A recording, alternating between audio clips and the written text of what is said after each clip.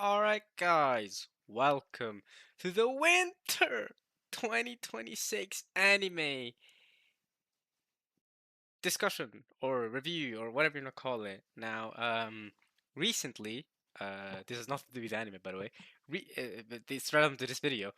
Recently, I've gone into this game. Well, it's actually original board game, pretty sure, called Risk. I'm sure you guys, all of you guys, already heard of it.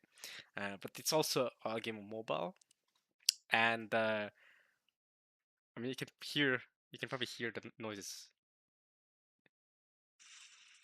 Okay, that noise, that explosion noise, don't worry, it's not World War III, not yet. Hopefully, thankfully, please. Do not make it World War III. Those noises are from the video game that I have on my phone, which saps a lot of battery, by the way. It just tanks the battery off my phone when I play it. It's one of the most energy intensive games. Um, but yeah, I've been playing Risk. It's pretty fun. It's kind of like, I don't know. It's pretty fun. It makes me think of chess in a way. The game is played not because it's similar to chess at all. It's not similar at all, but it's a similar way of strategizing where you want to position your troops. But it's more of a number, and then if you think about statistics, it's not so much with chess. It's more about, yeah, obviously placement, the place where you place your troops. Here that it's that too, but just think about the math and statistics, and just like in chess, you have to think about the psychology of other players. Now, I'm already dead in this game. I'm spectating right now, red versus blue, not literally red versus blue, the red versus blue colors.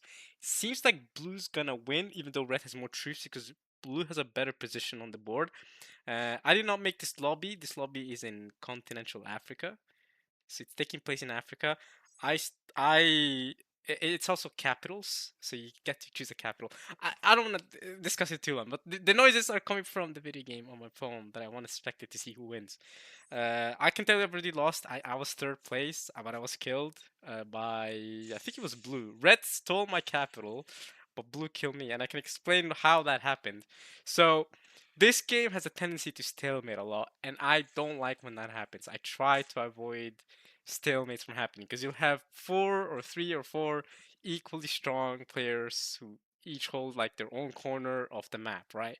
So let's say in Africa, I held Eastern Africa, blue held Southern Africa, um, red held actually Europe because you can hold Southern Europe as part of a territory, and orange was also in Saudi Arabia. He was in the Middle East, or she. I don't know. I don't know the genders of these people. Actually, you could easily assume that I'm a woman playing this because I have a female avatar, and because the name that I was given, it gives you these random names. I didn't get a choice to write my own name. The name I was given. I mean, you could switch between different names. I was given Brittany Batty, so my name is Brittany in the game, and also have a female avatar, so I could easily, I could see people playing with me, thinking that I'm a woman playing all along. I'm I'm not even catfishing them. I'm not doing it on purpose. I don't go out of my way to pretend I'm a woman in video games. It's just so happened that I got the name Brittany, and I have a this avatar of this. I think he's an Indian pirate. She was an Indian pirate. So it's this woman that used to be an Indian pirate. I think that's what it said in the description of her character. So I've just kind of gone full on with it. Yeah, sure. I guess I'm a woman, but I'm obviously not. Um. Anyway, I'm not supposed to be yapping about anime, but basically, I tried to kill Orange. I tried to attack Orange because there was an Orange player who was in Saudi Arabia. I was in Ethiopia. That's where my capital was. He had his capital, or the Orange player had his capital in Saudi Arabia. Red had Italy, not Italy, Turkey. So they were more, Southern Europe. They also had the capital in Tunisia. They stole it from another player. And blue, like I said, was South Africa, but his capital or their capital again. I don't know their genders because obviously you never know. The game is still ongoing, but blues are attacking red right now. This has been going for a while. Um, but blue capital was in Zambia. If you don't know your African countries, I can help you. Just Google them. But yeah, I decided to try and kill Orange because the game was stalemating. The game quickly stalemates when someone tries to attack a territory. Well, someone attacks territory, steals a card, waits, and then all players do this because when you attack a territory, you need to attack a territory to get a card. So you place four troops, attack a territory, get a card, put troops on your capital, put troops where you're at, wait. And that can happen for hours. This game can keep going like that for hours and hours and hours and never end, right? I didn't want that to happen, right? Especially because I'm here, I'm to record this video for you guys. I'm trying to get better at this game. I'm still a newbie. Oh, actually, I'm a beginner. I was a novice. So the ranks are novice, then beginner, then intermediate, then expert, then master, then grandmaster. I have not met a grandmaster yet, but I've met a lot of masters. My first game was actually winning as a master, but I'm not gonna lie. Someone gave me that win. Someone fed me the win. This intermediate player was very kind to me all game, and I was kind to them all day. And intermediate player, I had on the United of North America. The intermediate player had Africa and Asia, because this is the world map, by the way. So from Asia, they attacked or you know sent all the troops into Europe to kill off the master player, and then you know, being and then yeah, and then the other player retaliated by killing them. Because that's the thing. Because I was gonna be nice to him or to them. I don't know. I keep whenever I play video games, I ultimate to male gender, even though I don't actually know their gender. Blue quits. Blue quits. So Red's about to win live. Well, not live, but live for me. But during the middle of the recording, why did Blue quit? Blue had all Southern Africa. Blue had all the advantage. But yeah, when I play video games, I just default to male gender. Okay, blue quits, so red's gonna win. I get third place. We're gonna see what their rankings were after this. I feel like blue really should have won this though. Yes, red had more troops, but blue had the entirety of South America. There's no reason blue should have lost this. Because they had a better position. They just needed to block red's capital from being able to attack.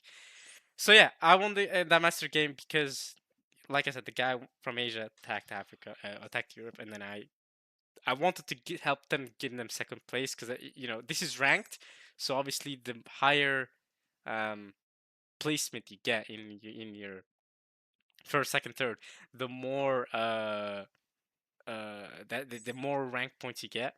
So I was uh yeah, I wanted to help, give them a better rank by giving them second place because they helped me out. I mean, they fed me the win, right? I was gonna get first place, but unfortunate for them, the other player retaliated. The master that was in Europe retaliated, killed them first, and then I killed the master and won the game. So that doesn't mean I'm better. I'm a better player than the master. I just beat them in that specific game. But obviously, I'm not a better player than the master. I'm still very much a beginner. I'm still learning the game, still learning the mechanics. I've kind of learned the car mechanics. This is exponential we're playing right now, the exponential car mode, or exponential per player actually, which is why I was looking for kills too, because exponential player means that your own individual set. Okay, red wins. Yeah, that's the sound of me dying. There's Brittany Batty dying, and then this guy won. Okay, or this person Melon won. We can look at their ranks. Let's see what red and blue were. I like them. Africa Advance. I like that. Okay. Whoa! There's no way. Wait. Okay, so I'm a beginner. All right. This lobby was. We had a pink player who I don't even remember. I don't remember what the pink player did. Those are novice. They were a novice. General ban. We have Melvin Candell who won. They were the player that won.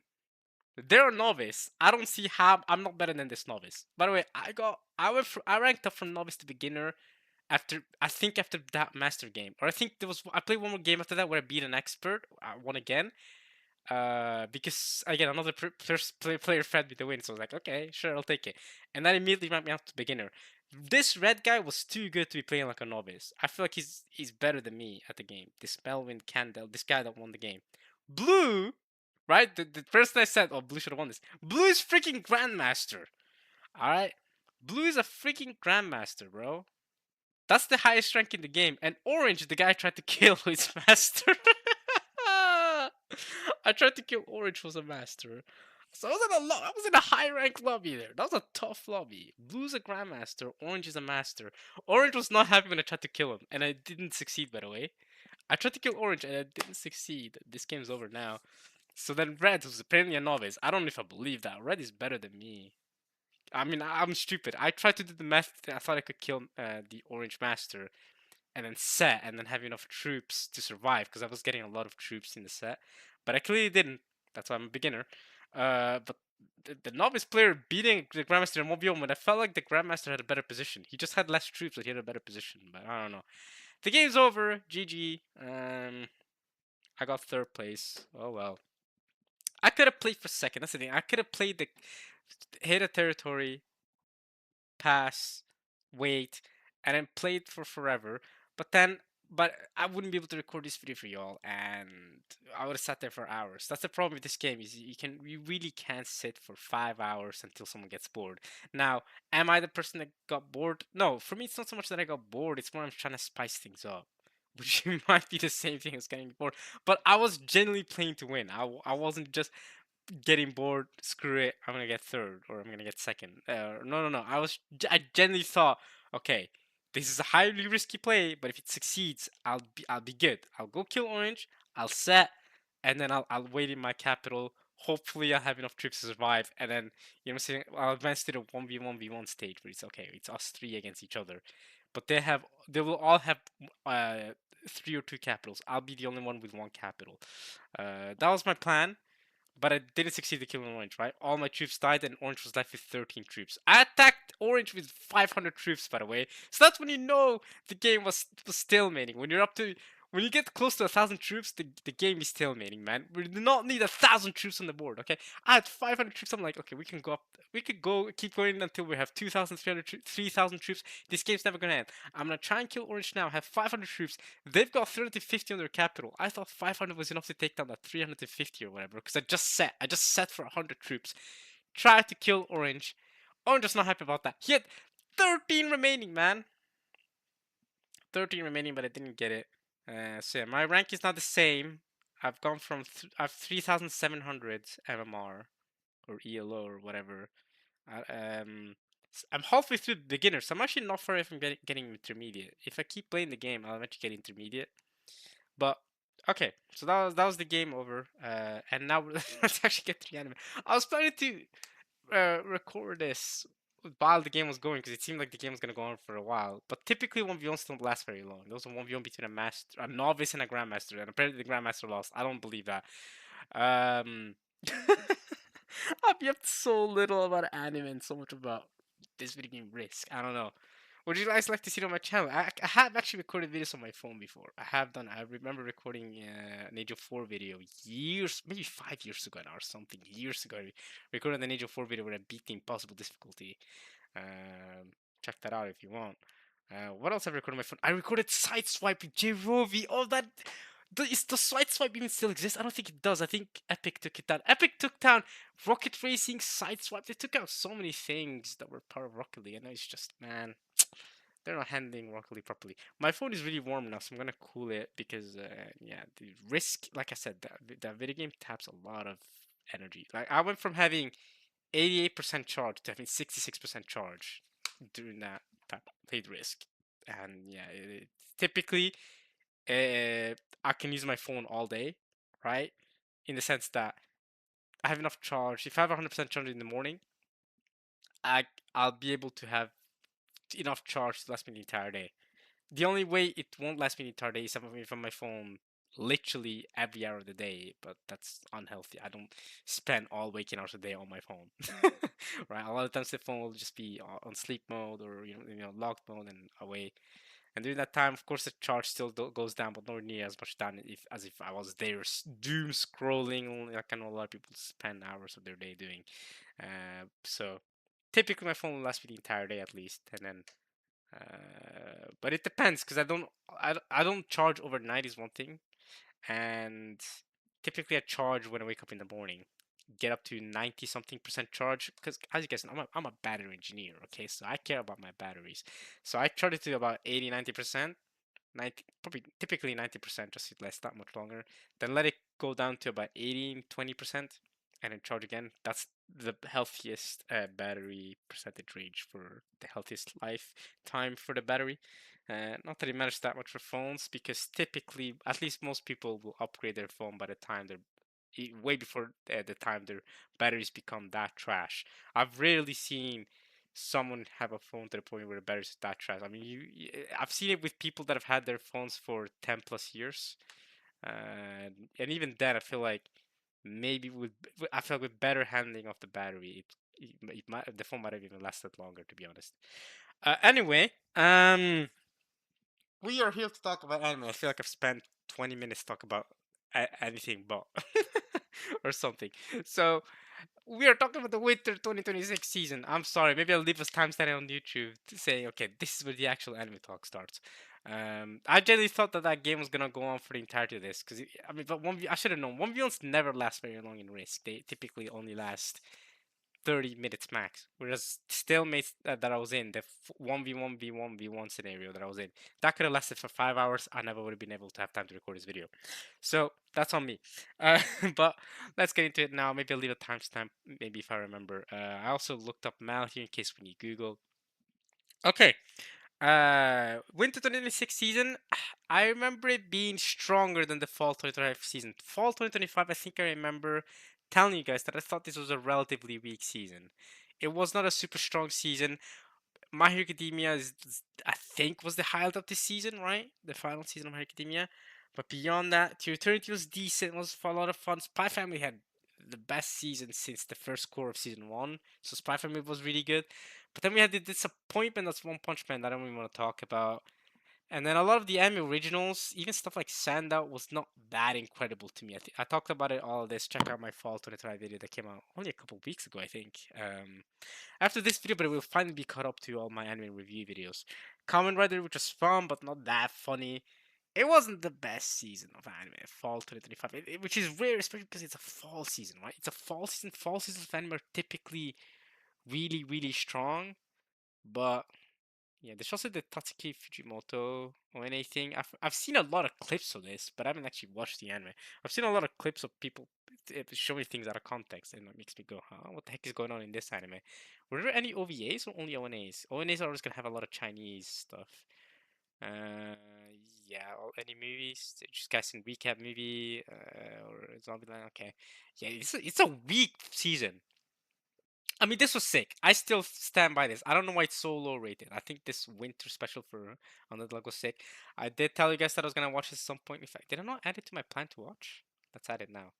I did tell you guys I was gonna watch this at some point, but I think I'm saving. Like I said, I'm saving this to when I get around to this and Bunny Girl Senpai, and there's a couple of other things I want to watch, like the 100 meters movie, Prism Rondo, which I think we'll talk about actually this season. All of that stuff, I'll just catch up to when I catch up to it. Fall season, pretty weak. I'm not gonna lie. For again, typically summer season, fall season are really strong for anime, and winter season is typically not very strong. Typically. But we did have a strong winter season a couple of years ago with Attack on Titan and Villain Saga. All in the same. That was, I think, 2024, 3, 4. Is there an easy way to check? Uh, Wait. Can we jump to spring 2025? Spring, was it winter 2024? Was it winter 2023? No, it was winter 2023 then. Yeah, Villain Saga seemed to. Wait, didn't it not have Attack on Titan? Am I tripping? Or maybe it was the continuation of Attack on Titan. Because I remember this. I remember this being a really strong winter season with Villain Saga, and there was at least one other banger anime that came out this season. Maybe it's a continuation. Maybe Attack on Titan was a continuation season. I felt like that aired at the same time, though. No, oh, wait, I went past the continuations. This ONAs continuing. Blue Lock, One Piece, My Hero Academia 6th season. Okay, maybe not. This is also Iruma-kun was coming. Okay, okay, maybe not. I thought there was a season where Villain Song and Attack on Titan come out at the same time. When did Attack on Titan come out then? Spring season 2023 was strong. Yeah, yeah. Oh, this is a strong season. Oh my god. Yo. Maybe wait. What did I say to my anime review video for this season? The anime review video for this season would have been 5 hours long, bro. Holy crap, what a strong season. I need to check out my own YouTube channel. Anime Luffy Spring Anime 2023. I need to check that out. What the heck? It was a 1 hour 44-minute video. That makes sense. That makes complete sense. 'Cause the previous anime review video that I did, which was for fall season, came out 2 weeks ago, was only 57 minutes long. The video I did for this season, the one we're looking at now, was 1 hour 44 minutes long, and I did that 2 years ago, right? Obviously, because this season came out 2 years ago. That's crazy, dude. I mean, this wasn't the best Demon Slayer arc, but it wasn't the worst. It was definitely better than the training arc, at least. But it was worse than Entertainment District. But it's still Demon Slayer. Oshinoko, Hell's Paradise, Mashle, which I think is hilarious. Heavenly Delusion. Why is it a 7? I think this is an 8. What am I doing? I think this is an 8 out of 10. I thought this was a sick anime. Mashle, I could argue been an 8, but I'm not gonna do that yet. I'm gonna wait for season 3. I think it's hilarious though. But I just think I don't know. It's not. I think it's one of the funniest, especially shonen anime. But this so I don't know. I don't explain it. I want more. I just want more. I'm excited for it. I think the manga ended. Doctor Stone New World. I mean, come on. This is the season where Ryusu came in and went crazy. This was a stacked season. Oh yeah, Yamato-kun. Holy crap! This is the first season of um uh I mean, I could say the Japanese name, but I'm trying to remember the English name. I could not Forbidden Love. I'm tripping. Okay, let's not trip over it anymore. Dangerous in My Heart. Oh my god. Okay. See, I said Forbidden Love. I wasn't far away. I knew it was something something dangerous written. There was also the Megumin special or spin-off little series. This was a strong skip to Loafer. Bro, this is freaking Insomnia. This is a strong season. Okay, to be fair, I did give Insomnia 6, but I remember that being a solid anime, even though I gave it a 6. Dang, this was a strong season. We've not had a season this good, and Villain Saga was continuing. I don't remember the last. Dang. Okay, so compared to that, I'm not gonna lie. Winter 2026 is not that good. I'll be completely honest with you. Or are we in, we're in spring right now, but even spring is not that good compared to what the season we just saw. But winter was still decent. This is a decent season. Wait a minute. I just noticed a lot of the same anime here. Wait. I may have talked too early. Wait, I just noticed. We had Oshinoko season 3, which in my opinion, other than the first episode of season 1, is better than season 1. Right? I think Oshinoko season 3 is the best season so far. So already like that. I think Hell's Paradise season 2 is a fantastic follow-up to season 1, which we just saw in the spring season. We had peak Jujutsu Kaisen. I mean, not peak. Peak Jujutsu Kaisen is still the Shibuya arc, I'd say. But this is still the second best season, in my opinion. Bro, and I'm a big fan of Maki. Oh, wait, we'll get to Jujutsu Kaisen. We'll get to this. We had more Frieren. I'm tripping balls. This is a 6th season. We had wait. Oh wait. I'm sorry. Winter season 2026. I did you dirty. You know, you forget how good the season is when it's gone. All right, let me lock in again. All right. So compared to, okay, so what we've deduced here is the fall season was basically a pile of trash. That's why I only spent 57 minutes talking about it. Okay, it's not a pile of trash, but it's one of the worst seasons. Okay, it wasn't a great season. I even said it in my review season. My Hero Academia's final season was probably the highlight. But I'm glad to see Spy finally back to doing good, to being good ways. One Punch Man disappointment. To Eternity was just alright. It was good. Nah, it was good. It wasn't just alright, but it was good. It was good. But it wasn't season 1 good. Okay. And a lot of mediocre stuff. I'm not gonna. A lot of this is just mediocre. Sanda was decent, but I don't know. A lot of like this was mediocre. I remember it. A lot of mediocre stuff. I like Trauma Half, but nothing that blows me away. Okay, nothing that blows me away. Okay, so we've really just did this. The fall season was kind of okay. Winter season. Let's just talk. Let's start with Frieren. I mean, I've already said before during the anime review video for when season 1 came out. I can't believe it's already been 2.5 years, almost 3 years since Frieren season 1 came out. That's crazy to me. It feels like it just recently came out. So this second season of Frieren was only 10 episodes long, and it was a lot more chill than the first season. Now already, like I said, yeah, that's what the point I was trying to get at. Even when season 1 was coming out, I remember saying, I think I said it during the anime review video too. It's still ranked 25, so it's still and extremely high rated. But I remember saying that I love Frieren. I think it's amazing. I think it's a very very good anime. One of the better fantasy animes I've ever seen, especially fantasy anime that isn't isekai. Because a lot of the fantasy anime I've seen are just automatically isekai. It is what it is, right? um, so a lot of fantasy anime do tend to be isekai, especially light novel adaptations. But I'm pretty sure Frieren is out. Yeah, it's a manga adaptation. That's one thing, and it's a pure fantasy. No isekai business. No isekai cheats kill. I got kicked from the heroes party. You're not getting that here. Oh, and I bought some slaves.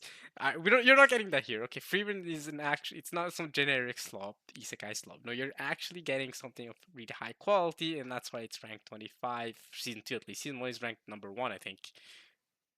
Yeah, like it's ranked the number 1 anime of all time. And back when I did the anime review video from when this came out, I think it's fall. Yeah, fall 2023. I did the video then. I was saying I don't think it's quite ranked number 1 of all time. I even said back then I think it's great anime. That's why I gave it an 8 out of 10. I mean, I guess according to my analyst, grade is a 9 out of 10. Okay, I think it's very good. I don't think it reaches the realm of masterpiece for me just yet. Definitely not. And that's why I was saying that I at least don't seem to appreciate it on like maybe a critical level or something, as a lot of other people do. That will say this is a masterpiece. This is one of the best animes ever. Um, and season 2, I think was. I mean, I think it was. I get why it's ranked lower, right? But I think it was equally as good as season 1. Now, you have to remember with rankings, especially on my animals, especially with anime fans, or not just anime fans, but fans of anything in general, you're going to get lower rankings on seasons that are less, that have less dramatic action, intense stuff going on, right? Season 2 was very, very chilled, even for Frieren standards. Like, Frieren is already chill. It's already, even season 1 of Frieren, very chill story, right? Season 1 of Frieren, incredibly chill story, right? Um, season 2 of Frieren is not even some not, not I don't know if chill is the right word, but season 1 had a whole freaking tournament arc that was exciting. We had so much action, so much fighting in that tournament arc, especially so many characters. This crazy cast of characters were doing stuff. And we're still getting introduced to in the first episodes. We're still getting introduced to characters. There was also always something new happening, and then by the time we started getting used to characters, and we had the priest come and go, then the tournament arc happened, and then the tournament arc finished, and then we're getting to the end of the season anyway. So there's always kind of something to keep you going.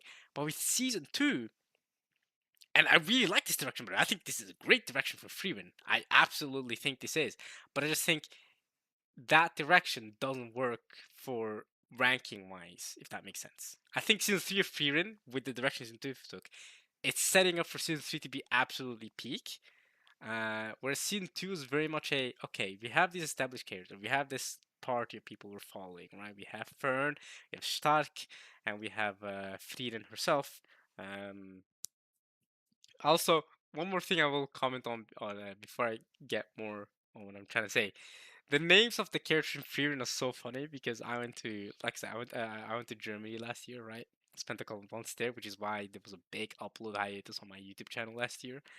And when I was in Germany, obviously I learned a lot of German, a lot of German words, stuff like that. And so now, obviously, I can handle German at a basic level. But I'm not gonna lie, I haven't really been practicing since I've come back. So I know I'm gonna get rusty. I'm gonna forget a lot of it eventually, unless you know, lock in, keep watching German TV shows. Try and speak more German and practice it really, and try and lock it in. But one of my favorite parts of watching Freeman is seeing all the different German, all the different German characters get named. A big pivotal character that in season 2, for example, is Genau. If you're German, you know what I mean. Genau. Or it was this one character, the guy who, at the end of the season, I think the last episode of the season, it's only 10 episodes, right? The last episode of the season, right? During this, or maybe it was the ninth episode. No, I think it was the last episode. They were trying to cross this bridge, or they were trying to cross this ravine. I, I remember dying so hard laughing at this name.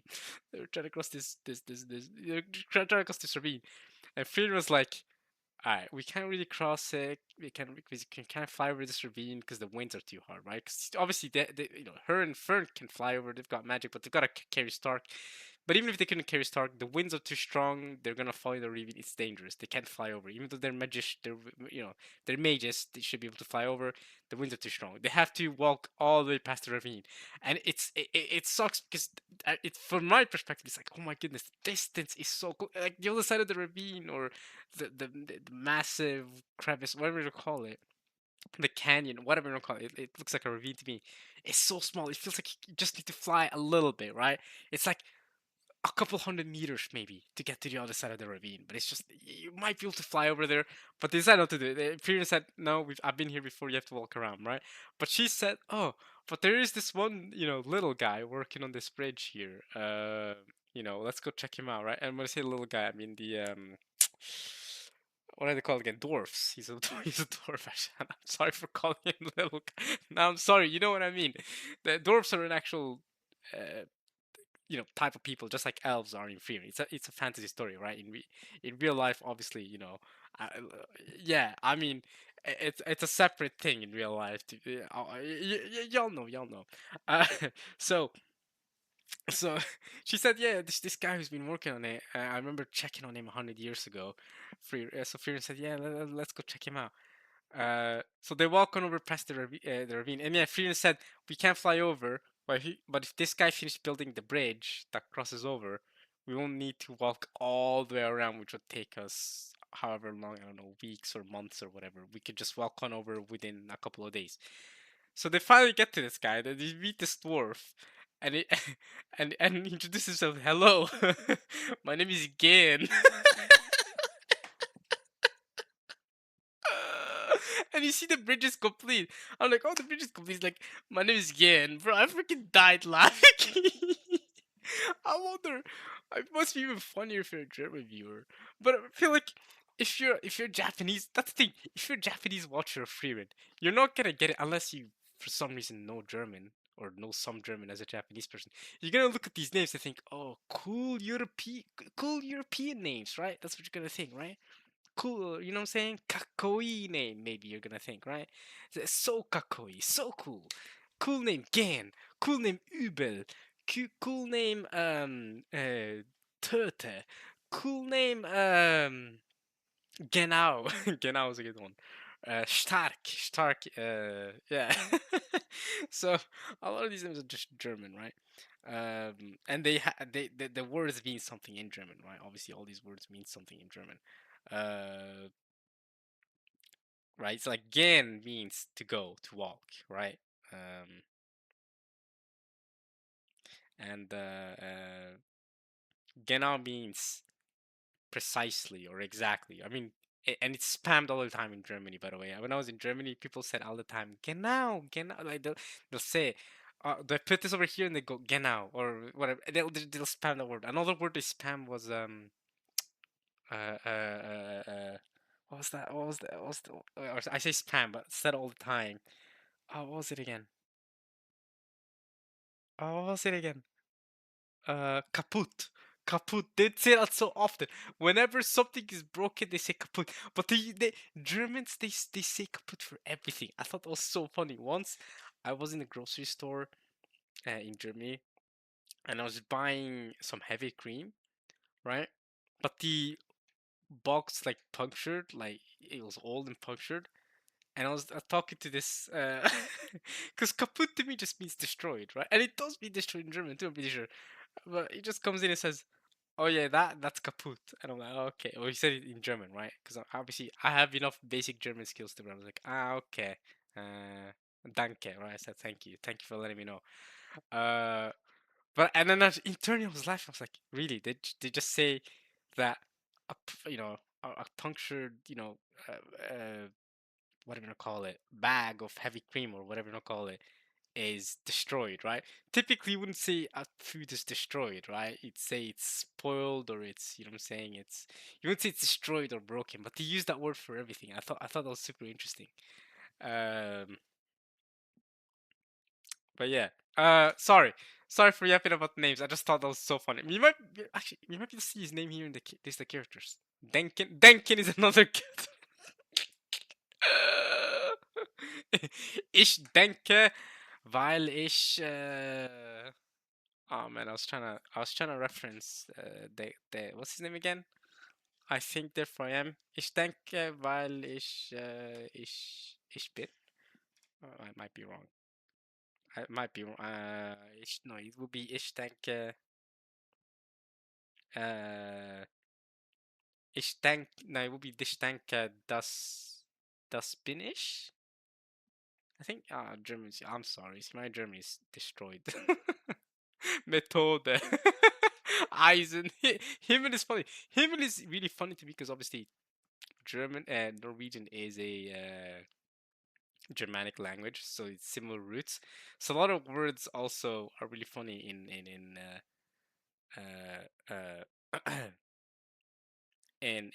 Norwegian. A lot of German words also are the same in Norwegian. Now, Himmel, if you didn't know, he's the hero of Frieren, right? He's the one that killed the Demon King. Himmel means basically sky in Norwegian, but it also means sky in German, right?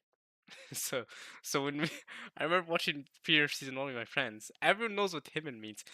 People didn't really know wasn't really sure what stark means in German because in Norwegian stark with an E means strong, but stark in German means strong in German.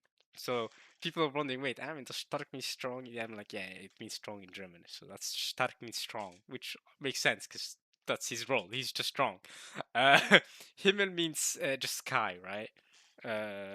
So even in Norwegian, just it's the same word. Um, and then you have Eisen, right? I mean, that's just iron in German. It's just a lot of just days that just mean random things. Denken to think. You know, like, like I don't, Heiter. I'm actually not sure what that means. Flamme just means flame, right? I mean, it's just flame.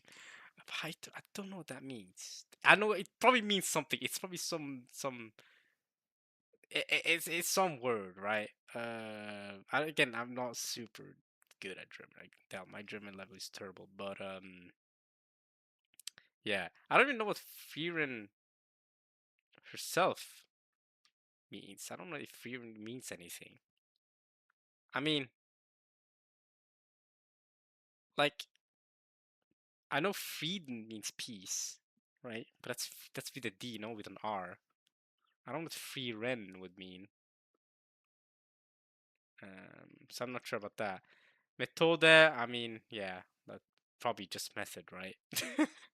But let's see if we can find Gan, because he was super funny to me. Gan. Ah, he doesn't exist. He's not even a supporting character. No Gan. I tried to control F it. Dang, but you have Solide in there. You have Verbal. um. Right. Yeah. Okay. Sword Demon Seria Sharf. See, you see these names, guys? Freaking Sharf. Uh, uh, Minor, Milliard. Yeah, it's just very German names. They just went full on German. I mean, Attack on Titan does this too, if you think about it. Both with the buildings as well. Not just the names, but also the building, the description of the buildings. But yeah, I mean, Erwin Schmidt, Armin Adlert, a lot of the names are German. Mikasa is different. I mean, Ackermann is very German, but Mikasa is because you're supposed to be Asian, so that makes sense. Jean Kirstein. Uh, Yeah, a lot of Attack on Titan names as well are German, and not just the names, but also the um, uh, also the structures, the buildings, stuff like that. So it seems like it was German inspired, and that's why also when I was in Germany, I went to Nördlingen, which had a lot of I don't know if I ever told this, but it had a lot of German, not German Attack on Titan, uh, straight up uh, uh, holy crap, I can't speak. Straight up like what am I thinking of name?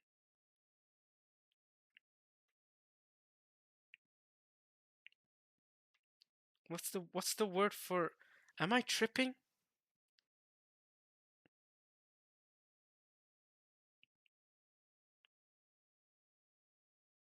Is it uh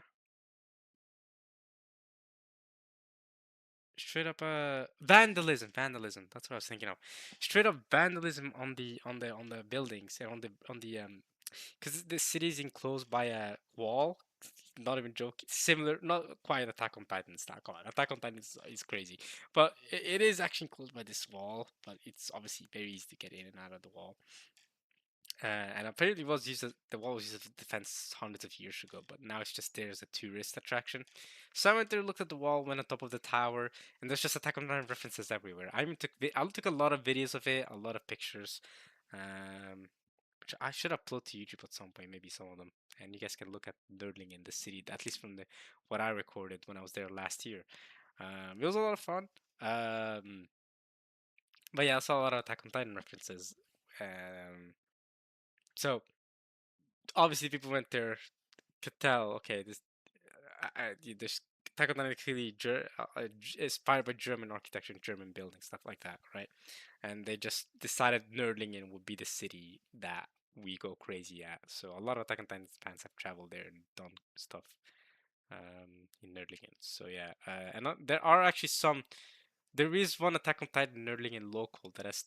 I remember. I think I saw a Reddit thread about it. Some Attack on Titan fan that was also a local of the city of Nerdlingen. Was like, "All right, guys, come on, bro." Relax in my city. I'm glad you guys love Attack on Titan, but I don't like seeing this place become this, a subject of vandalism.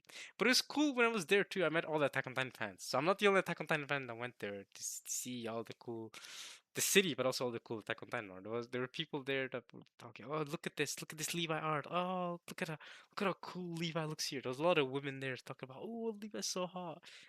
In English as well. They were sitting there. A lot of them were tourists, just like me. I could tell. Um, there was this one Chinese group. I'm pretty sure they were Chinese because they were saying words that I recognize as Chinese at least, but I could be wrong, I guess. But they look Chinese. I think they were speaking. I feel like I've seen enough Chinese anime, Donga, to maybe be able to recognize Chinese speech or Mandarin, but I might be wrong. So I don't know, maybe I'm not. But there was this group of people. They were definitely Asian, 100%. They saw they saw this. There was this one drawing on top of the tower in Nottingham that had Levi scream. It had John Levi, and he's screaming Kenny, right? And then they looked at the art and said, "Look, it says Kenny," and they started laughing together. And I was, and I remember passing by the drawing earlier and said, "Yeah, that's pretty funny." So clearly I wasn't the only Attack on Titan fan there, and there announced a sequel for Free as well. It's this season 3. Okay, so back to Frieren. Sorry for the big gap, but I thought it was nice to add. The Golden Land arc. See, I expect this arc to be really good. I don't know who this guy is. I mean, obviously it's a demon, but probably some strong demon. But yeah, Golden Land arc. Now, typically Golden Land tends to be good.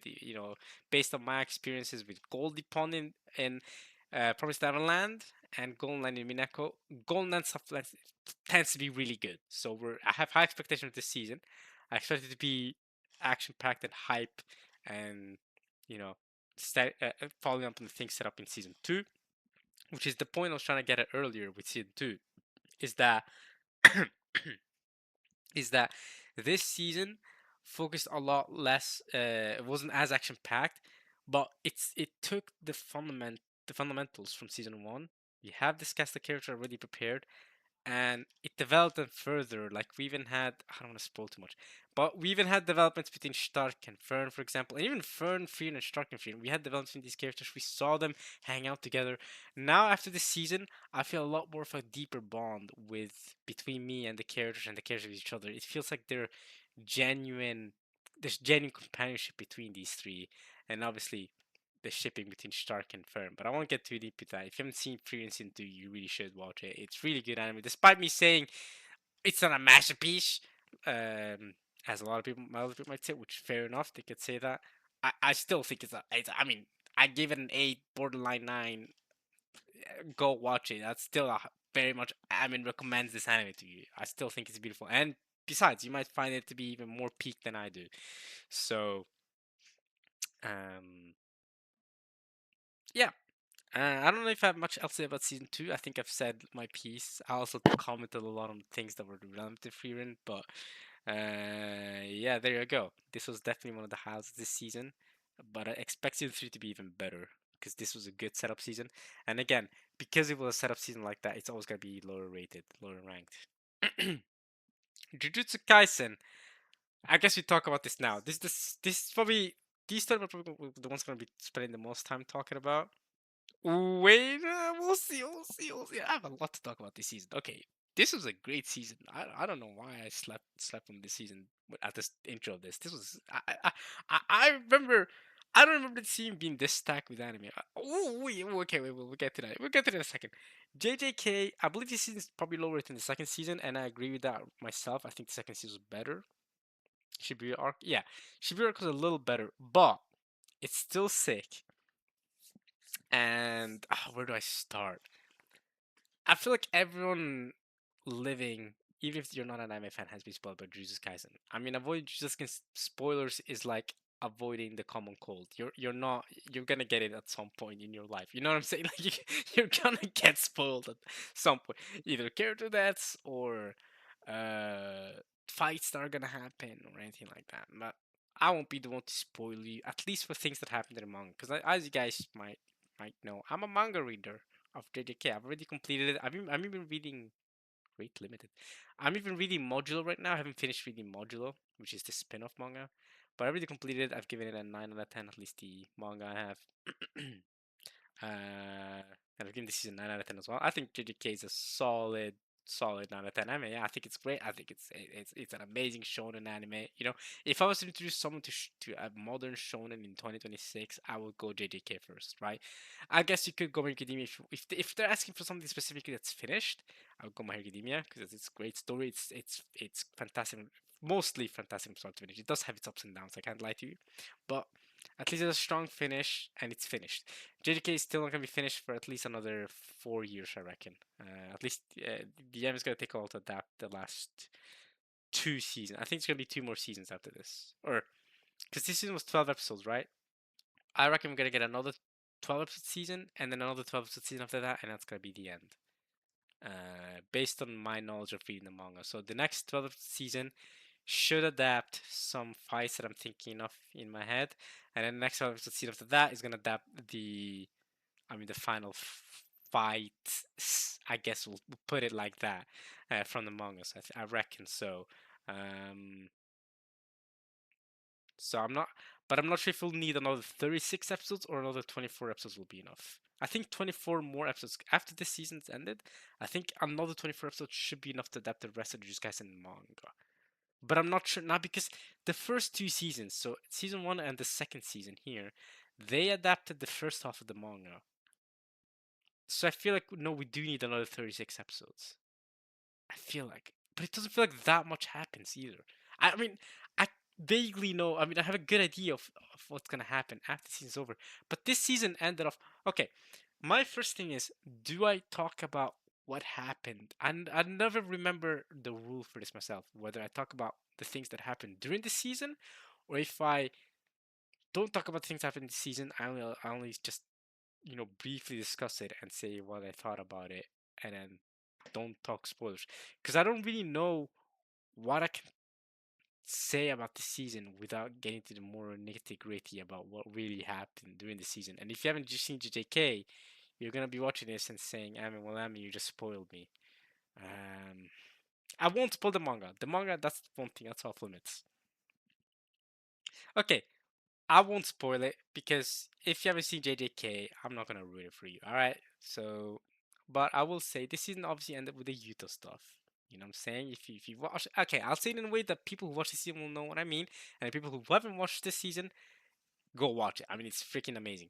So it ended with the Yuta stuff this year. I mean, it also started with the Yuta stuff, but it ended with the Yuta stuff, right? And then after Yuta stuff, if you're a manga reader like me, think about it. What happens after this that warrants another 36 episodes? Right? Because we've adapted 24 episodes season 1, 24 episodes season 2, or 22 maybe for season 2, I think. 23 episodes for season 2? 23 episodes season 2. And now the 12 episodes for season 3 part 1.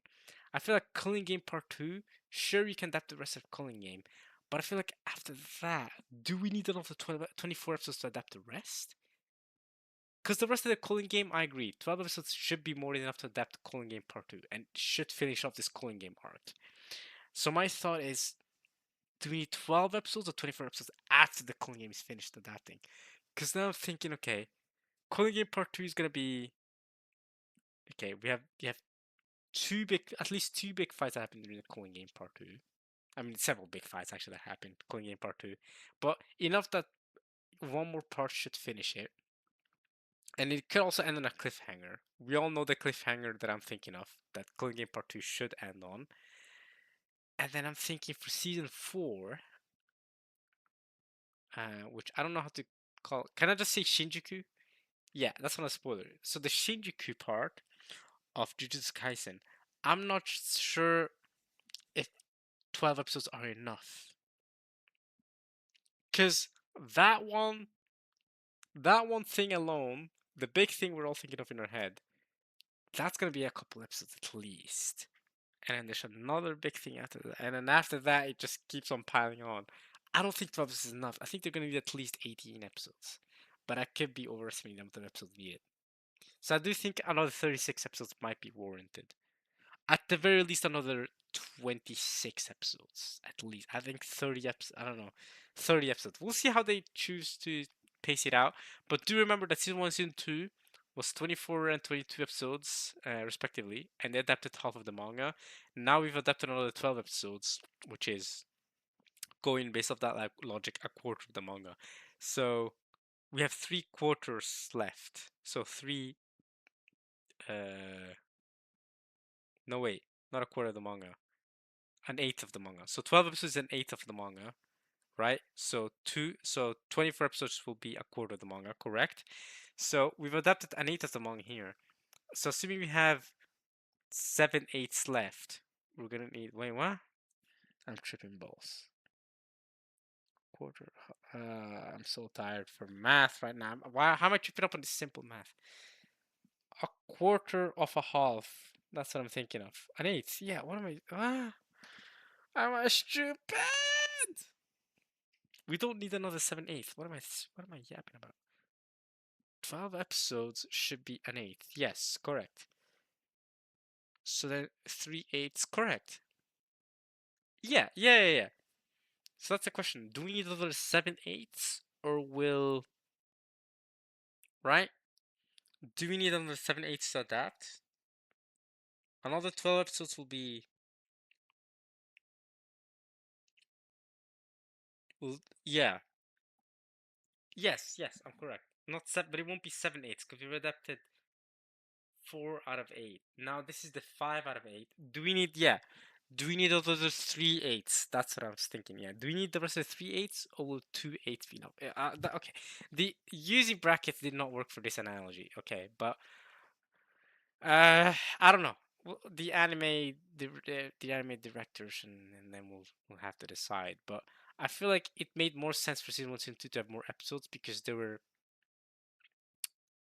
was less fights and action. I mean, there's always fights and action, just guys, and but there was less. I feel like even then, and I feel like there's a bit more world building, character building that was required. I know actually, I forgot about one big fight that happens during Shinjuku.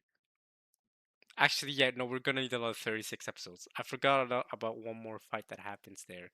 That you're gonna need some time to adapt that. I think if we get another 36 episodes of Jujutsu Kaisen, I think we'll be good. But they might try to finish it in after Calling Game Part 1. They're gonna make a Calling Game Part 2, and then they might try to finish it in 12 episodes after that. I think it's gonna be a bit rushed if they do that, though. I think they're gonna need another 18 episodes. So, to talk about this season, I think it's great. I don't think it's quite the peak that Shibuya was, but that's because Shibuya, I mean, that's really hard to overcome. I think Shibuya as an arc is probably for me the peak of all Jujutsu Kaisen, both in the anime and in the manga. However, don't let that discourage you from keeping going with Jujutsu Kaisen because Calling Game Part 1 is freaking awesome. What's gonna happen in Calling Game Part 2 is freaking sick. What's gonna happen? There's some peak moments that happen in the arc after Calling Game, which is the final arc, that are gonna blow your mind. So but that doesn't make the arc as a whole uh my favorite arc. I still think Shibuya as an arc, as a whole arc, still is the best arc, if that makes sense, for consistency, for everything, also for peak moments. It's kind of like the pain. Okay, compare it to Naruto. If you've seen Naruto, compare it to the pain arc and the final war. The final work had peak moments. Don't cap. People like to trash on the final work of Naruto, which is the last arc of Naruto, but it had peak moments. Moments that, bro, imagine you stop watching Naruto at the pain arc. You miss out on a lot of awesomeness that happens after that. Let's not lie. Come on. But as a whole, as what's the more consistent arc? Probably the pain arc. A lot of people don't like the end of the pain arc. I can spoil Naruto now. I mean, come on. Anime's been out for 20 years. So people don't like at the end how Nagato sacrifices himself and then everyone gets revived. And apparently Black Clover has a similar thing happen for the manga ending of it. We'll see though. I have not actually read the news chapters haven't actually come out yet officially, but Black Clover gets criticized for that a lot. I don't mind that trope too much. The whole I'm gonna sacrifice myself and use all my magic. I die and then everyone else gets revived. I don't mind that trope as much, but I get the noise behind it. Um, but the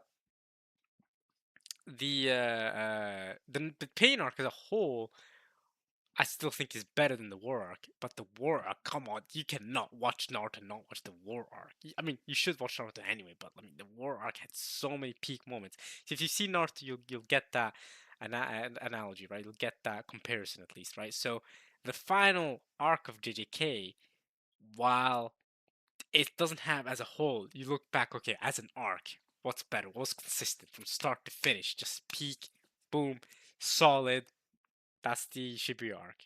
That's the pain arc. But did the war arc not have peak moments? Did Shinjuku not make you go, oh my freaking goodness? Yes, it did. It just also had some downsides to it that I wasn't as big of a fan of. But on the peaks, shoo.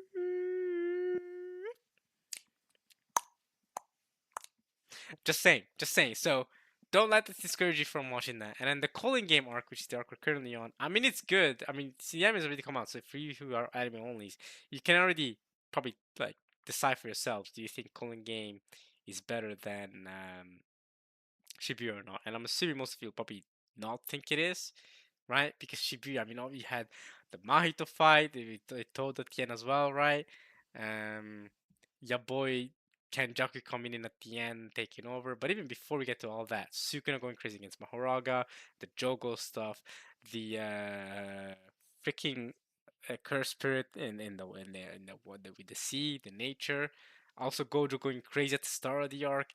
Yuji and Megumi versus that one dude with the reverse, signal power, whatever you call that power thing. Yuji versus Choso. How can I forget that fight? I mean, Shibuya's freaking awesome, right? And yeah, Gojo getting sealed. I mean, come on, Shibuya, bro. Gojo getting sealed is such a good scene. That was such a good scene. Um, with and him, seeing his best friend again and being confused, and and then his soul denying it. That was so peak. How Gojo saying, "I see that it's you. My curse technique is telling me that it's you. My six eyes are telling me that it's you.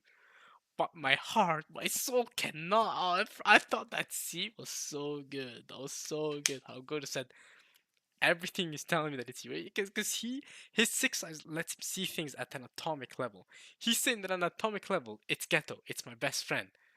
That's why he's hesitated, and that's why in his mind, 1,000 seconds passed, or whatever, however long it takes for the prison round to seal him.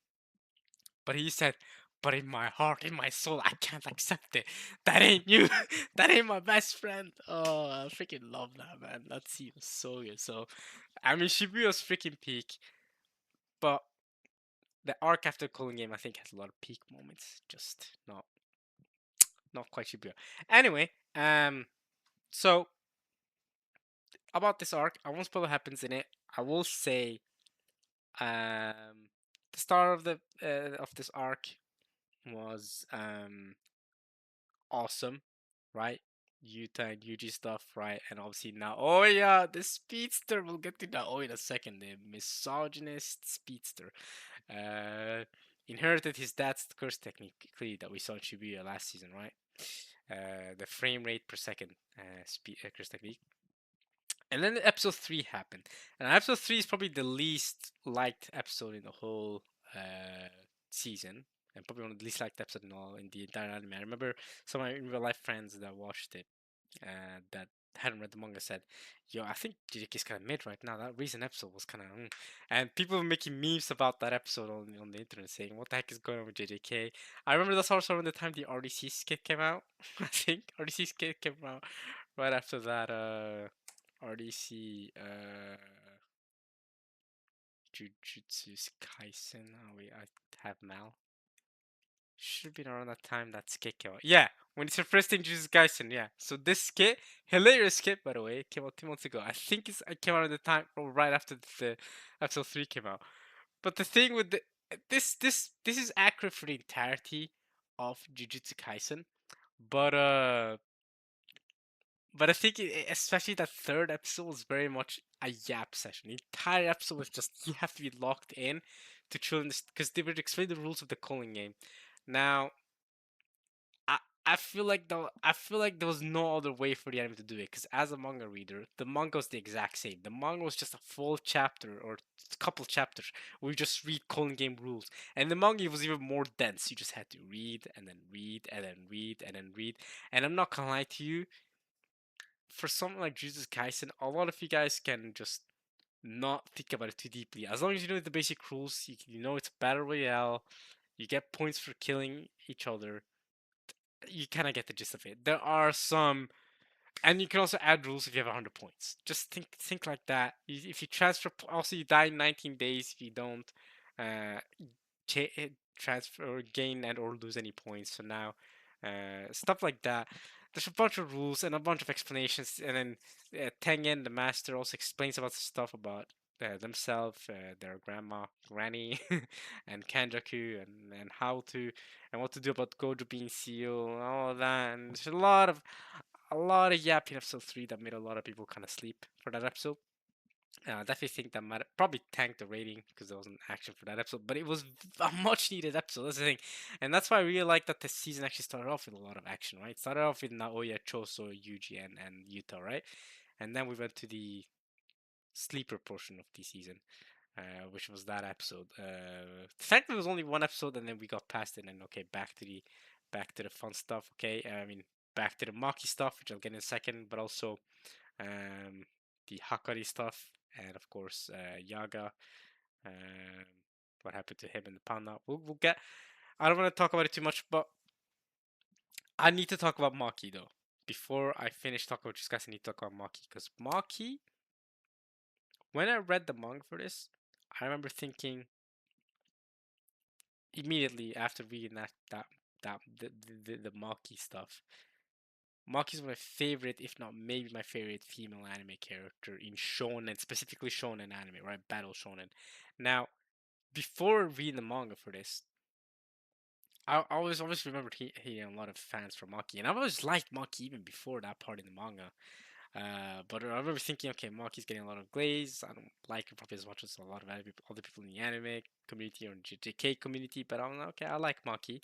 Especially in the movie, she was a lot of fun. Her little humor with Yuta. I could always tell there's chemistry there between her and Yuta, which makes sense knowing what happens later.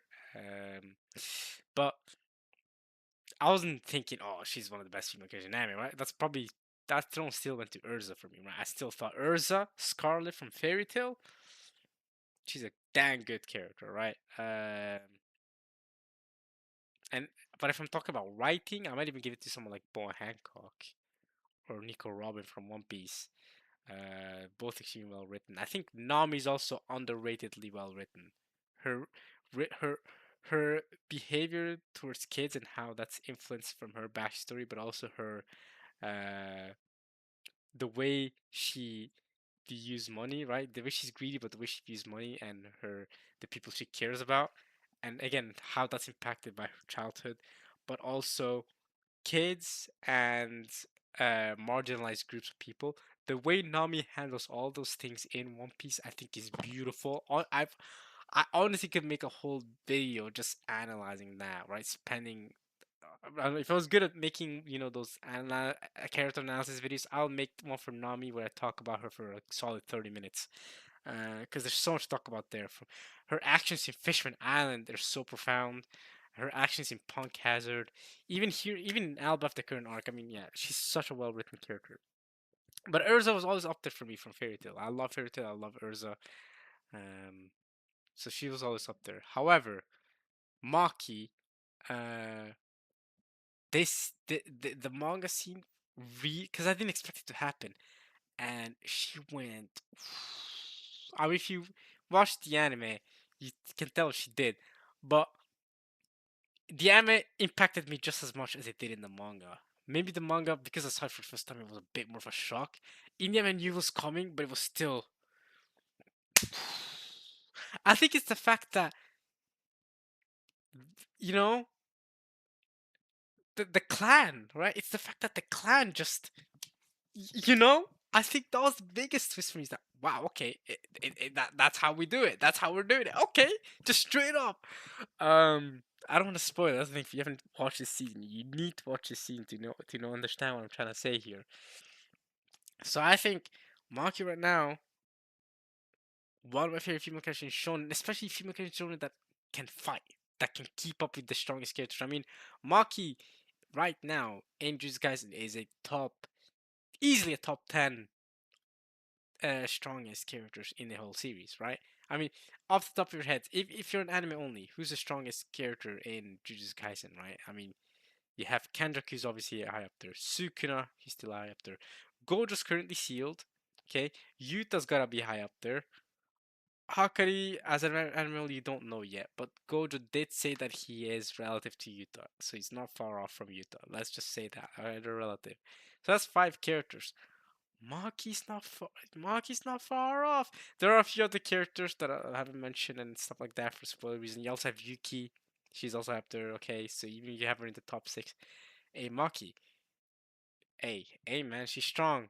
And Yuji's also fairly strong, but not obviously not Gojo or Sukuna level so strong or Yuki level so strong. But yeah, I don't want to get too deep into strength and power scaling and all that. But um, Kotsu Yuta. Yuta's so freaking cool, man. Uh, uh, yeah. So then the Maki stuff happened. I don't want to get too deep in, but I thought that scene was that's definitely one of my highs of all these guys is the Maki stuff. A lot of yeah, and also Naoya, ugh, the way that was done was so brilliant. And then we get to the Hokuri stuff. I like that. Also trans representation in Kirara for but I saw a bunch of trans women, which I kind of expected even before the anime was coming out. I expected a lot of people to have Kirara's a lot of trans women on social media having Kirara's profile picture after the season's coming out because Kirara is trans representation, right? Trans woman. You might see it here. We don't really see her very well in the poster, but we might see it if you look at more characters and then Control F to Kirara. Kirara, oh, yeah, Kirara Hoshi. There she is. Um, Maybe zoom in a little more. Yeah. Does it say here? No, it just says Kira helps Kinji Hikari run a fight club if he sources for money. Okay. So yeah, this is her. Is she voiced by? Oh, she's voiced by a guy in Japanese, but she's voiced by a woman in every other language except for Spanish. Wait, yeah, that is a woman, I think. I thought for a second I misgendered. I think that's a woman. Oh, her name is Selena Beatriz. Of course she's a woman. Okay. I should probably look at their names to get a better figure. The problem is the picture is so small, so I can't see these people's face very well. Also, why are the Japanese... Oh, okay, it's not just Japanese voice actor. The Spanish voice actor also has a longer image of themselves, whereas these two have a quadratic picture. Um, yeah, I don't know. Obviously, I don't know these voice actresses or voice actors, but yeah, Kirara there, and then we got the Hikari stuff. I enjoyed that, and then we got to the nitty gritty stuff as well. And like I said, I'm not going to into it, but it was a lot of fun fighting. The highlight for me, obviously, was the last episode. You know, saying the way it finished off. beautiful. That was honestly, for me, it was better than the manga. Other than maybe, I think it's because of the way I read it in the manga. The triple. I'm not gonna spoil it, but the triple. If you know what, if you know, you know. The triple thing. I think in the manga might have been done better. Maybe because in the manga, in the anime, it was all done in the same episode. But in the manga, it was a big cliffhanger, right? And I read that chapter, and I was like, huh? I was like, huh? And I had to read the next chapter to understand, what the outcome was gonna be. And the outcome was underwhelming, both in the anime and the manga. But I think in the manga, the outcome was more overwhelming because he's expecting something big, whereas in the anime, it just happens right after. So in that sense, I guess the anime did do a better job.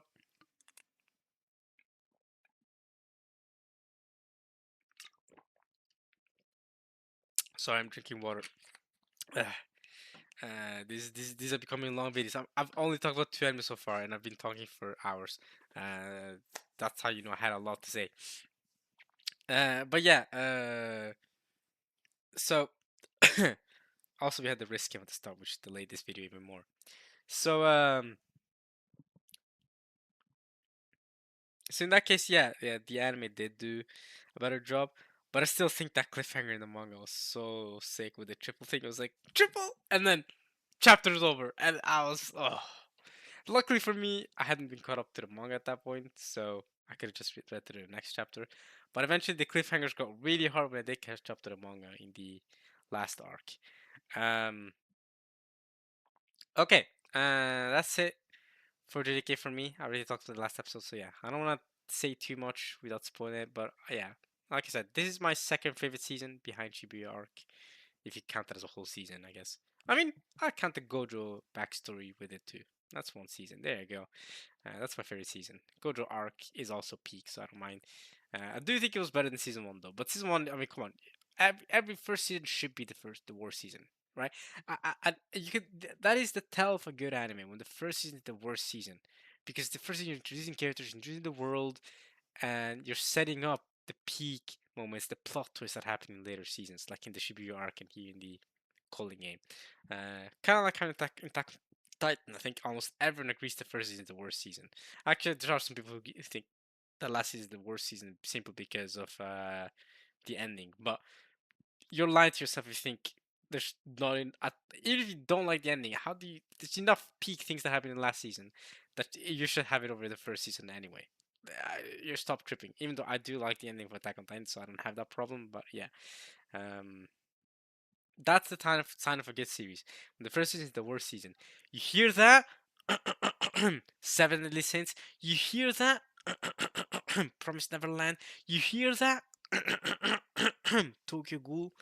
These are all anime, or at the very least in Promise Neverland and yeah, all anime actually. Promise Neverland, Tokyo Ghoul, and Seven Deadly Sins. Where in the manga, the things that happen after the first season, a lot of the arcs that happen after are better than the arcs of the first season. They're more peaks. They're better than the first season, right? Meliodas versus Escanor. What did we cook in season 3 of Seven Deadly Sins? What were we cooking? That was supposed to be the best season. Tokyo Ghoul, especially Re. Tokyo Ghoul Re, I thought had a lot of things. A lot of things that were done there. I thought Ishida Tsuji was getting better as a writer. That I thought should have been better than Tokyo Ghoul, right? Tokyo Ghoul Re anime is not as good as Tokyo Ghoul anime. Especially season one of Tokyo Ghoul. Season one of Tokyo Ghoul is by far the best season of Tokyo Ghoul. Now I haven't watched Tokyo Ghoul Rute all the way. I will admit that, but I know they changed a lot of things from the manga. I will watch it at some point, but I do want to do that after I reread the manga because I do want to reread the manga at some point as well because Tokyo Ghoul is just so peak, so peak. I love Tokyo Ghoul manga. It's just unfortunate this first season of the anime is the best season, right? The way the and even the first season is pretty incomplete, right? As a manga reader myself, I watched the first season and I remember thinking, yeah, this is incomplete compared to what actually happened in the manga, right? The manga has details so many more events and characters and things that happen, and character motivations, more importantly. Promised Neverland season 2 doesn't even exist. We don't even need to talk about that. That was a pile of garbage after season 1. What happened? I remember watching it weekly. Actually, I watched Promised Neverland weekly since season 1 came out. I watched season 1 weekly, finished it, read the manga, thought that this first season's arc was peak, but I thought that the one arc in the manga called Goldie Pond arc was the best arc in Promised Neverland, and I was so excited for season 2 to come out for that arc to be adapted. Episode 1 comes out, and I'm thinking, okay, this is fine so far. Episode 2 comes out, I'm like, where's this character at? There's a character supposed to be introduced that was introduced. Episode 3 comes out, and I'm thinking, why are they not in this location? Episode 4 comes out, and I'm like, okay, they're changing the story completely. What the frick? This is horrible. Episode 5 comes out, and then I fully realize, okay, yeah, no, they're completely skipping the Goldie Pond arc and completely going to just rush it towards the end. And then the other episodes came out, and it's trash. And then the last episode was a freaking PowerPoint slideshow. I'm not even talking about. I'm. By the way, when I say that, I'm not even talking about bad animation. I mean, the entire season had bad animation. When I say PowerPoint slideshow, I don't even mean that as a meme. You know, people use it as a meme for bad animation. I mean, it was a literal PowerPoint slideshow. Even in the manga, it kind of was. But in the anime, that was the most insulting thing I think I've ever seen. It was a PowerPoint slideshow to show you the epilogue of the story. Like, oh, by the way, here's a picture, here's a PowerPoint image of what happened to these characters, and here's another PowerPoint image of what happened here, and then here's another PowerPoint here. I see. That was so insulting to me as an anime fan. As a Promised Neverland fan, even if you're a manga reader, the manga declined in quality over time. But dang, that was insulting, bro. What they did to Promised Neverland is insulting to any fan of anime, bro. Season 1 was so good too. It's disappointing. It's disappointing. Thankfully, Jujutsu Kaisen is not that, and if Studio Mappa continue cooking, I think we'll get a good last season and a good ending. So, and season 2 is already better than season 1, and in my opinion, the Clone Game Part 1 is already better than season 1. So, we're not having the issue where this first season is the peak season and then drops off somehow. Alright, that was Promised Neverland. Okay, I shouldn't have as much to say about all of the upcoming anime. I shouldn't, at least. Hell's Paradise season 2. We're falling up from season 1, and this season, I'm not gonna lie, Tao. This season should just be called Tao. This entire season, I mean, season 1 ended off with a big focus on Tao and all that stuff. Season 2 was all about Tao. It's like it was like, by the way, you don't know how Tao works. We'll spend a whole season explaining the mechanisms of Tao, which, to be fair, are the they are Tao is the essence of everything in Hell's Paradise, right? It is, you know, probably even more important than Chuon is in World Trigger, because without the Chuon body in World Trigger, yeah, you're screwed. You remember Meganikun, whatever what's his real name in World Trigger? When he got hit in real life because they thought it was his stream body, and then he faked it, and he was running with his real body, and then he got stabbed in his real body. Because stream body gets stabbed, it's just stream, right? It's just energy. You're fine.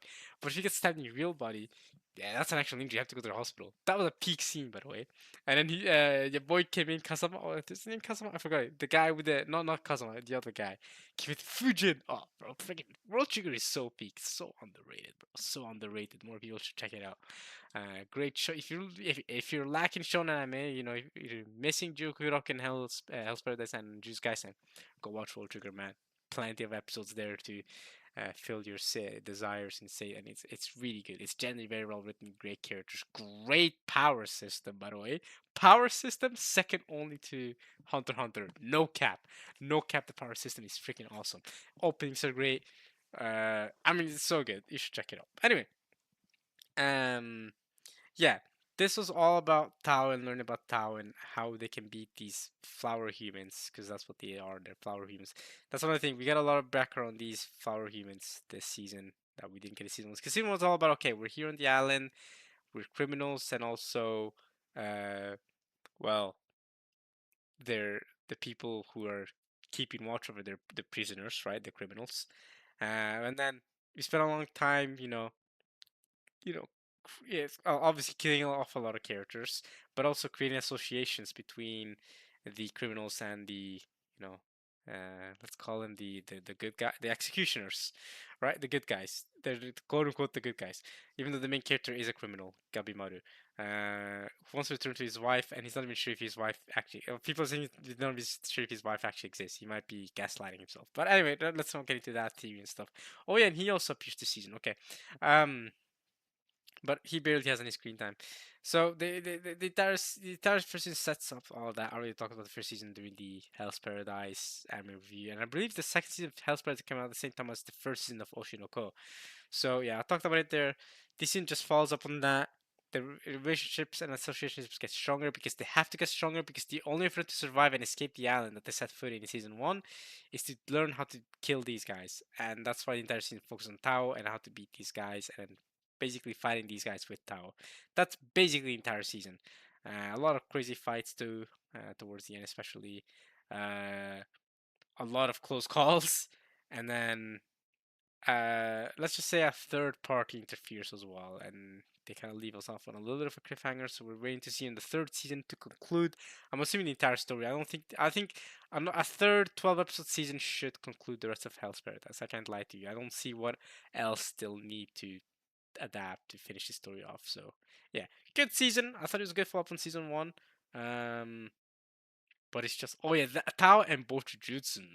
Now see, I like me some Bochujutsu. Mhm. I get me. Let me be a part of that with her specifically. Wait, what's her name again? Yayo ya. I can't say her name. Yuzuriha. Yeah. Hey, Yuzuriha. If Yuzuriha is down to Bochujutsu, I'm down to Bochujutsu. Also the plants. Oh yeah. Also Toma, if nah, I'm joking, I'm joking.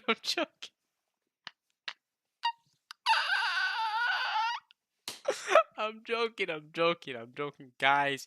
I am not, I am not gay. I am not gay. Yeah, if you haven't seen Hell's Paradise, yes, this is a dude. This is a guy. I know.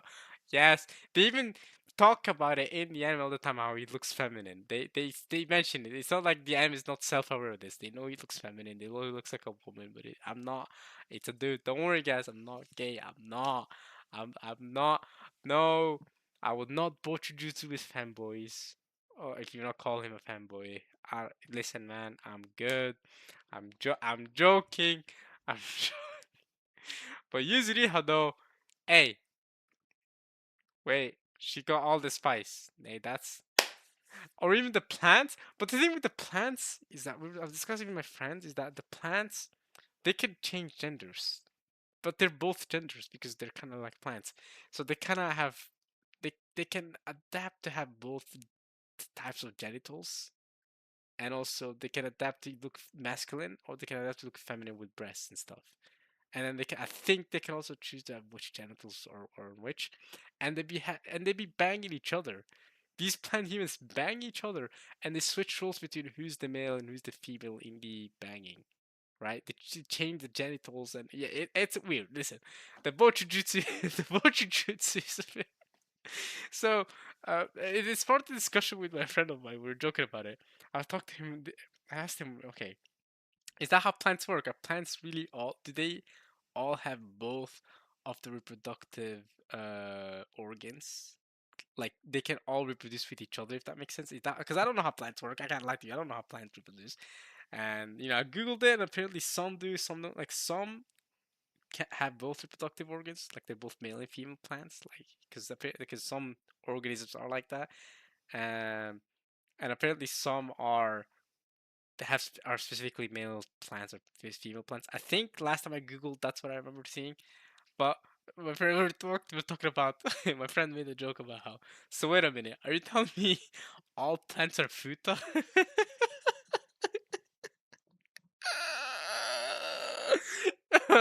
We were freaking dying laughing, bro. These human, I mean, that's basically what these guys are. They're human, but I don't think they can reproduce. The thing is, they're a mixture of humans and plants. I don't want to spoil it too much. I already said that they're human plants, but they're a mixture of human plants. I don't think they can reproduce with each other. Otherwise, they can leave off some of their Tao. Yeah, that's the thing. They can leave off some of their Tao to like these Dosen and stuff, but they still need humans to for their energy savings, their energy capacity, and that's why they need human beings to basically suck up their energy, literally. But they also need human beings to reproduce with each other because I don't think they're capable of reproducing with each other. Correct me if I'm wrong. Otherwise, they would have done it already. We've already seen children of these Tencent, of these human plants, but we don't. It's been 500 plus years or something. I think it's been like 500 years, and they're basically immortal, provided that they get energy from sustenance from humans. That's how they're able to survive for 500 years. And they've baited enough humans in throughout 500 years to sustain themselves for 500 years. But yeah, I don't know if they can sustain with each other. I mean, with each other, they can share their energy with Bojujutsu, obviously, but they can't reproduce. I don't think. I don't think any of them can get pregnant like that and have children. So I think they still rely on humans to, you know, reproduce and and give more offspring so they can take advantage of that. I think. I think is how it works. I'm not fully sure of how it works. You see a little bit here, yeah. So these two, this guy looks like a woman at some point, and she can also like they can all gender bend, right? Even though they have feminine and masculine names, a lot of them do. But um, yeah. Anyway, enough with the jokes, enough with a lot of stuff. But yeah, you know, are all plants futa is a question you can leave off at, especially the futa variant that also they have both reproductive organs all at once. Yeah, that's a dangerous futa variant because that means they can both get pregnant and impregnate somehow. But you know, um, enough of that. Oh yeah, I forgot I have this. So some of my friends rated this as 10 out of 10. That's wild. That's wild. Six, that's a bit harsh, I think. I think I give it what, an eight? An eight, yeah, I think that's accurate. A lot of my friends give it an eight too. Yeah, some of them give it a nine. Okay, a 10 might is a bit. That's high praise for Hell's Paradise into it was good. I don't think it was 10 good, but hey, if a lot of my friends rated a 10, maybe you guys should check it out too. I thought it was a good season. Definitely a good follow from the first season. I think it's higher than the first season too, right? First season is probably not even an 8 rated. Remember, it is a second season. That's how Minimalist works. No, it is 8 rated, but not 8.18. Remember how Minimalist ratings work though? That second seasons are biased to have higher ratings. So remember that. All right. Yeah, I'm done with Hell's Paradise. Sense to be a hero. This anime to me is a very much up and down. It started off sick. I love the first episode. I even liked the second episode, a bit of the third episode, and then the next couple of episodes kind of to me. Around episode 4 to 8, 9, I was kind of meh on it. A lot of the stuff that happened, I was starting to lose interest. And then the last two episodes, especially the last episode, brought it back. I was like, okay, I'm locked in again, right? The way the last episode ended, whoo, I'm back. So I'll keep watching. I was actually gonna say around the time that that's what's coming out, I said, okay, if this show doesn't go back to be interesting again, if they ever announce a season two or make a season two, I'm not watching it because it looks gorgeous. Animation is beautiful. Action sequences leave more to be desired in the sense that this dude's entire ability is to throw knives and then explode. That's it. That's all he does. That's the main character. A lot of the action sequences are just kind of bland in terms of the actual action, in terms of choreography, but the animation is amazing. Studio Kai went sick, but it's not just Studio Kai. I think it's the same team that worked on Mushoku Tensei, so it looks sick. And you can tell about the art side. It's the same team that worked on Mushoku Tensei. Um, and I thought they had something stronger on the first couple episodes, and then it kind of got a bit, for me, got a bit boring with the politicking stuff and the characters. Some of the side characters were kind of meh to me, were not super interesting.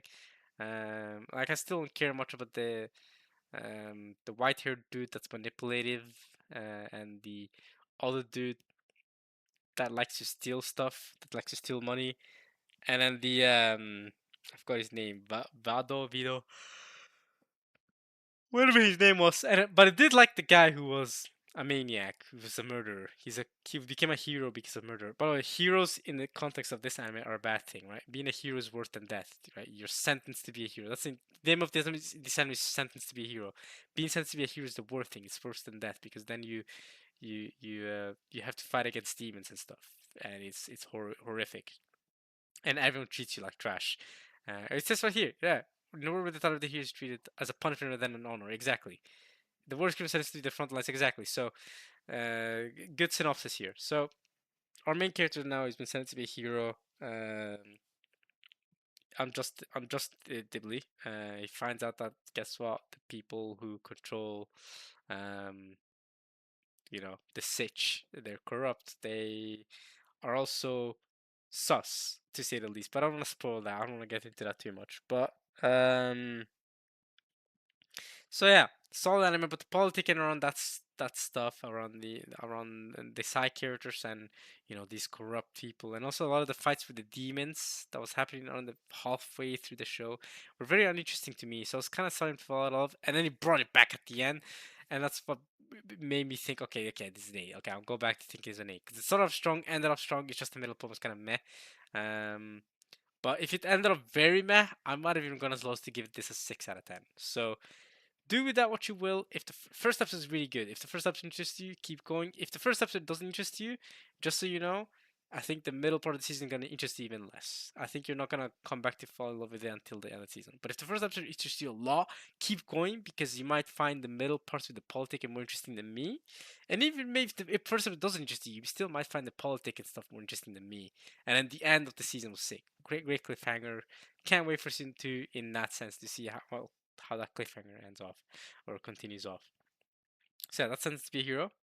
Don't have much to say there, or at least compared to these three, especially just and Freeman. Freeman, I didn't have much to say either. When I first thought, okay, I'll talk about this, I thought just was the thing I have most to say about. But Freeman ended up yapping a lot about Attack on Titan and nerding and being Germany and the German names. So I guess so.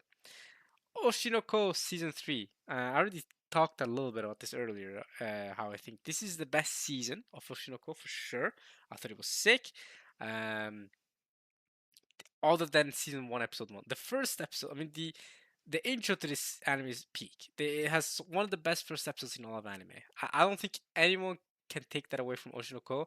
The first episode, the 1 hour special, is one of the best first episodes in all of anime. For me, it's a top 5, maybe even top 3 best first episodes in all of anime. I think it actually is top 3. Oh, it's up there. It's up there. For best, don't even think, because according to manga readers, this anime goes to trash. I don't care what manga readers say. I don't care how trash it gets, because Sentry was good. That first episode, regardless how trash everything else ends up being at the end of the manga, that first episode, you can't lie, is one of the best first episodes of any anime ever. The direction is beautiful. It gets you hooked. It's a great setup. It's good from the very beginning, and it leaves off on a sick ending of a first episode that makes you wonder, holy crap, what's gonna happen next?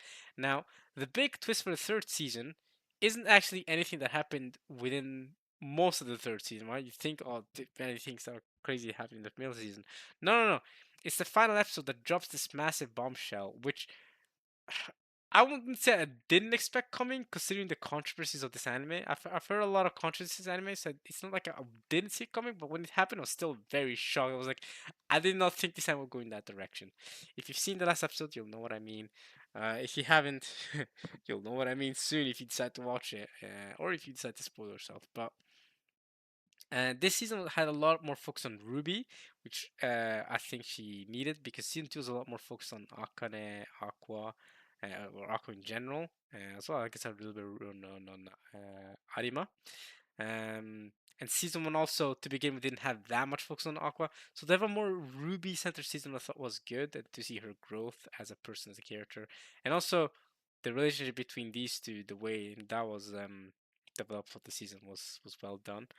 Um, a lot of the character drama was super solid. The continuation of season two's, I think season two did a better job on this specific part on the whole, and actually season three did a good job too. But on the whole, okay, how the entertainment industry affects teenagers and how it all connects and how uh, complications happen at every moment, at every step, and how things don't always go the way you want it to go, and how personal struggles also affect people, how stress factors in, how managers stressed out, how the actors can get stressed out, how the story writers can get stressed out, how it all connects, and the way it paints a picture to some degree to real life too. You have to think about it that in real life, not just in Japan, but obviously this is Japanese anime, so it reflects a lot of what happens in Japan, but in a lot of other places, all the difficulties go behind trying to make an entertainment product, whether it's an anime or a TV show or a movie or a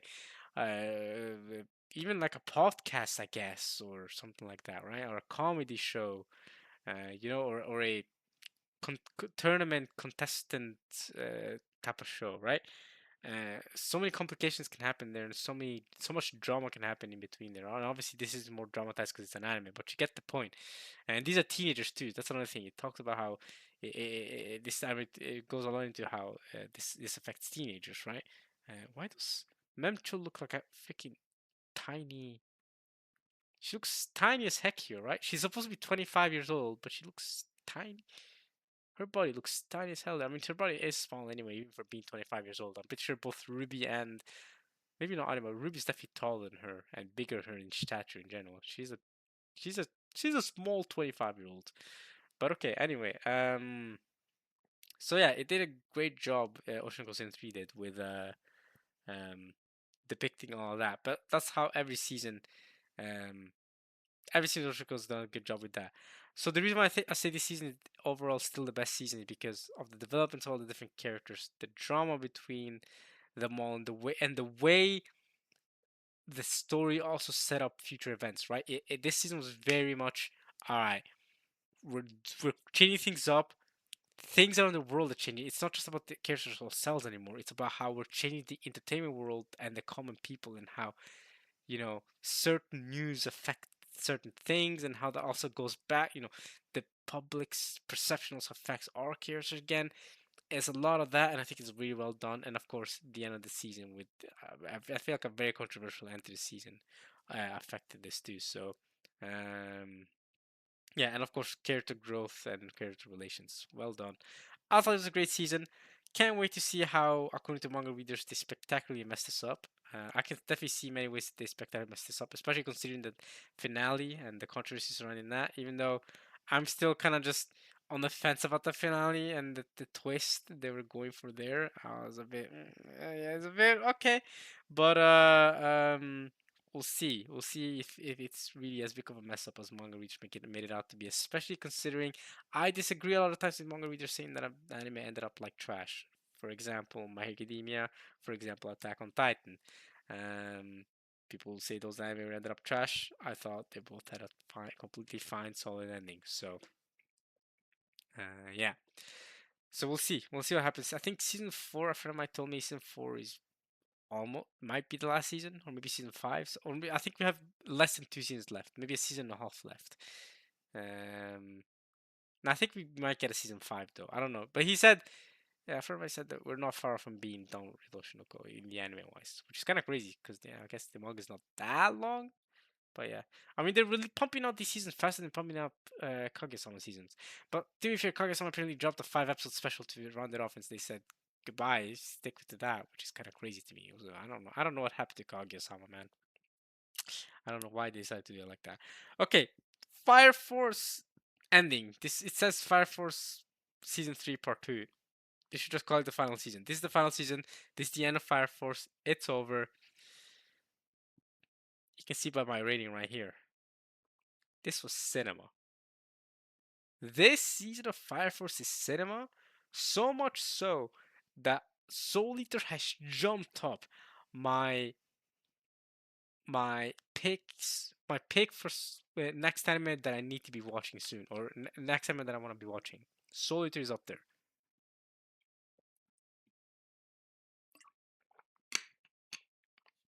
Sorry, drinking water again. Yeah, I don't want to say anything. I don't know if I could say anything without spoiling it, but I mean, if you look at the moon in the back, you can recognize this moon from Soul Eater. I mean, that's about it. That's all I need to know. Listen, there's a connection between Fire Force and Soul Eater, clearly. I mean, it's written by the same author, as you can tell. I was always someone that was a bit with Soul Eater. I was always thinking, okay, I might watch it at some point, but I wasn't, focused on really getting to it, or oh, I need to watch it really soon, right? It was one of those shonens that came out in the 2000s that I never got into. For some reason, I got into every other shonen except for Soul Eater. Right, I even got to stuff like, I mean, World Trigger came out in the 2010s, but I even got to stuff like World Trigger, Katakyo Hitman Reborn, that came out in the 2000s, right? So I got into all of that, but so it was the one I always avoided. But Fire Force I got into because season 1 came out and I was watching it weekly, so I said, okay, I'll catch up, I'll just watch it as it comes out. Then season 3 part 2 of this came out, and the way they're setting up Fire Force, like the way connected Fire Force, and not Fire Force, Soul Eater. I need to watch Soul Eater. To me, that's a must watch. So this summer, along with catching up, because like I said, I'll catch up to a lot of anime that I have to talk to you guys about in a future anime review video, like Kaguya-sama and the Kobayashi movie, the Bunny Girl Senpai, and Prism Rondo, which we'll get to later. But Fire Force Season 3 Part 2, this finale. This summer, I will 100% watch Full Soul Eater. I think it's 60 episodes. I'll watch Soul Eater, then the final arc, because I'm pretty sure the anime did an original ending because the manga hadn't ended yet. And then I'll go on to read the manga and finish it off. Because Soul Eater to me is now a must watch, and I will get to it as soon as possible. So now you guys know. Now you guys know. Okay. I don't know what to say about this other than I thought it was absolutely amazing. I thought it was. I don't think there was a better way they could have finished off Fire Force. Fire Force to me as a whole, yeah, I should probably talk about Fire Force more because this is the ending. Just like I'll talk about My Hero Academia. Fire Force as a whole, similar to My Hero Academia, had its ups and downs. Started off really hot. I get it. But the music is amazing. The openings are amazing. The sound effects are so good. David production cooked. Season 3 Part 1 was extremely disappointing. So the season just before this, I was almost ready to drop it.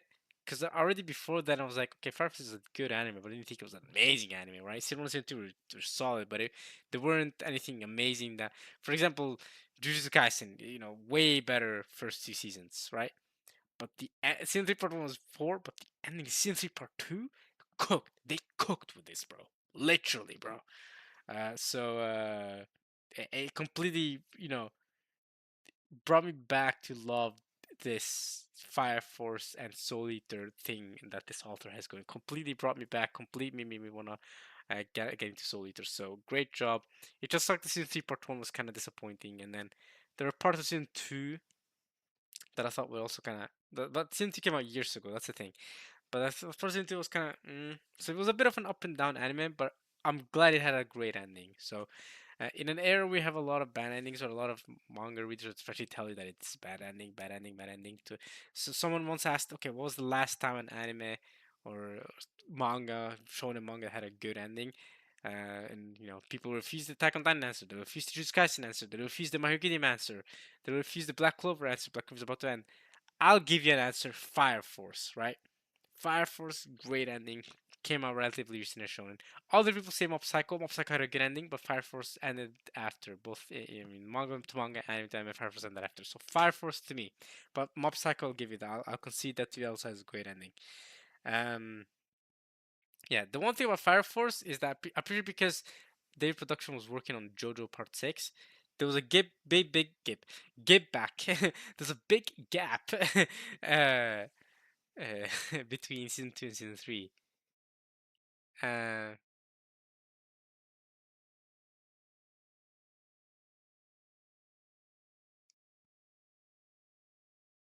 yeah, there's a big gap between season 2 and season 3 because season 1 came out 2019 and season 2 came out 2020, 2021, I believe.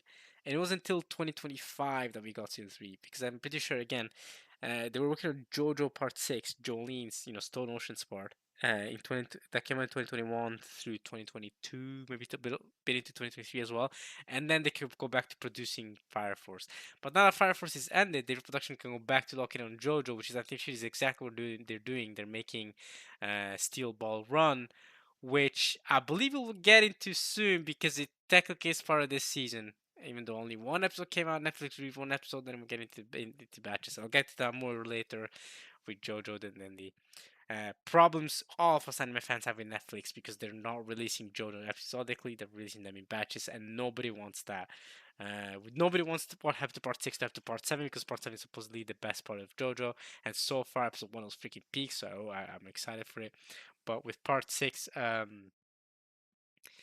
watched it in batches, and there was no hype for it from the anime community. I freaking love part 6. I think it's probably my second or third favorite part. Part 5 is obviously the best part. So, but you know, um, it sucks there was no hype around it in social media. People, even in real life, people really talking about it like that because guess what? It didn't come out weekly. People are hyped for anime when they come out weekly because then they discuss it every week. That's what generates all the hype. Remember, Demon Slayer got a lot of hype this way when season 1 was coming out, right? You need to have that weekly business.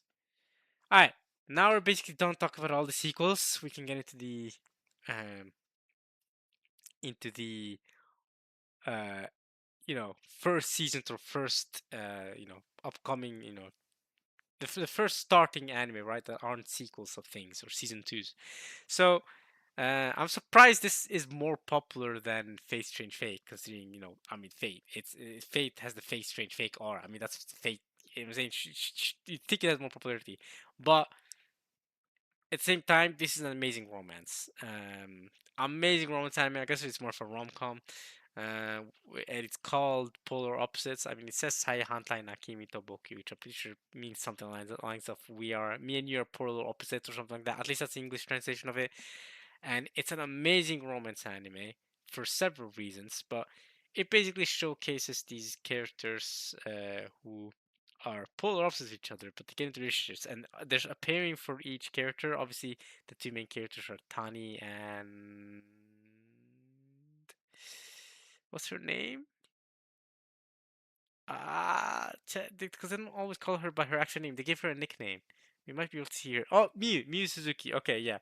Um, the thing is, they don't actually use her name. No, yeah, no, he says Suzuki-san. Actually, he says Suzuki-san, but they give nicknames for her. And yeah, they're the main characters. I won't spoil any of the other characters in any of the other pairings, even though this poster already. I mean, this poster already spoils some pairings. Like you can see her looking at him and him looking at her. Um, but I won't spoil any of the pairings.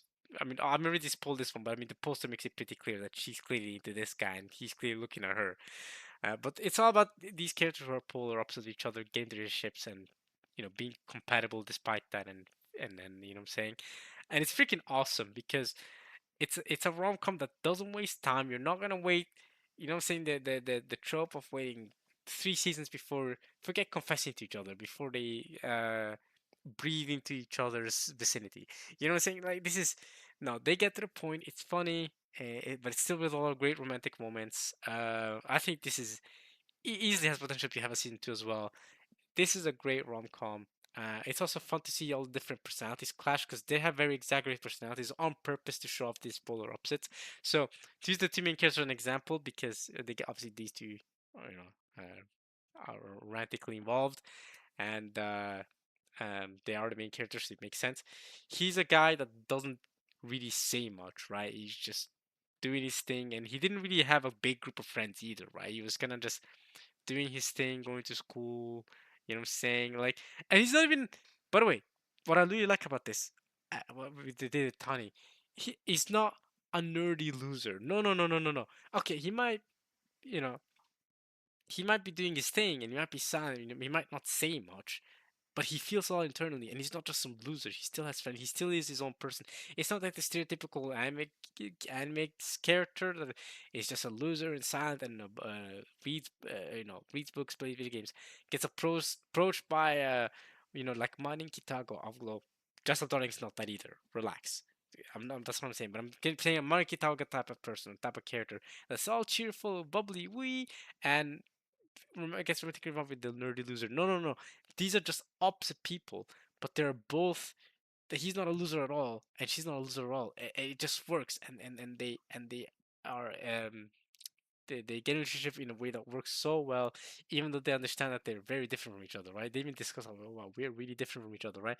Because she is that kind of person, right? She's someone that talks a lot. She can be loud. She's friendly with everyone. Goes, wait, hello, hey, how are you doing? How are you doing? How are you doing? How are you doing? He wouldn't do that, right? But through her, he's obviously managed to extend his friend reach, and he's talking to more people in his class, right? Through her, because she allowed that relationship to flourish with the other classmates because she would approach him and talk to him. But also through him, she's also learned a lot too, right? It's a double. They both kind of increase each other's well-being, right? Which is the whole point of a relationship. Which is why I think this is different from the stereotypical thing you see in anime, where the loser guy gets the popular girl or the hot girl or whatever. Because it's not that. Because she also learns a lot from Tani and his behaviors, and has a genuine connection to him, right?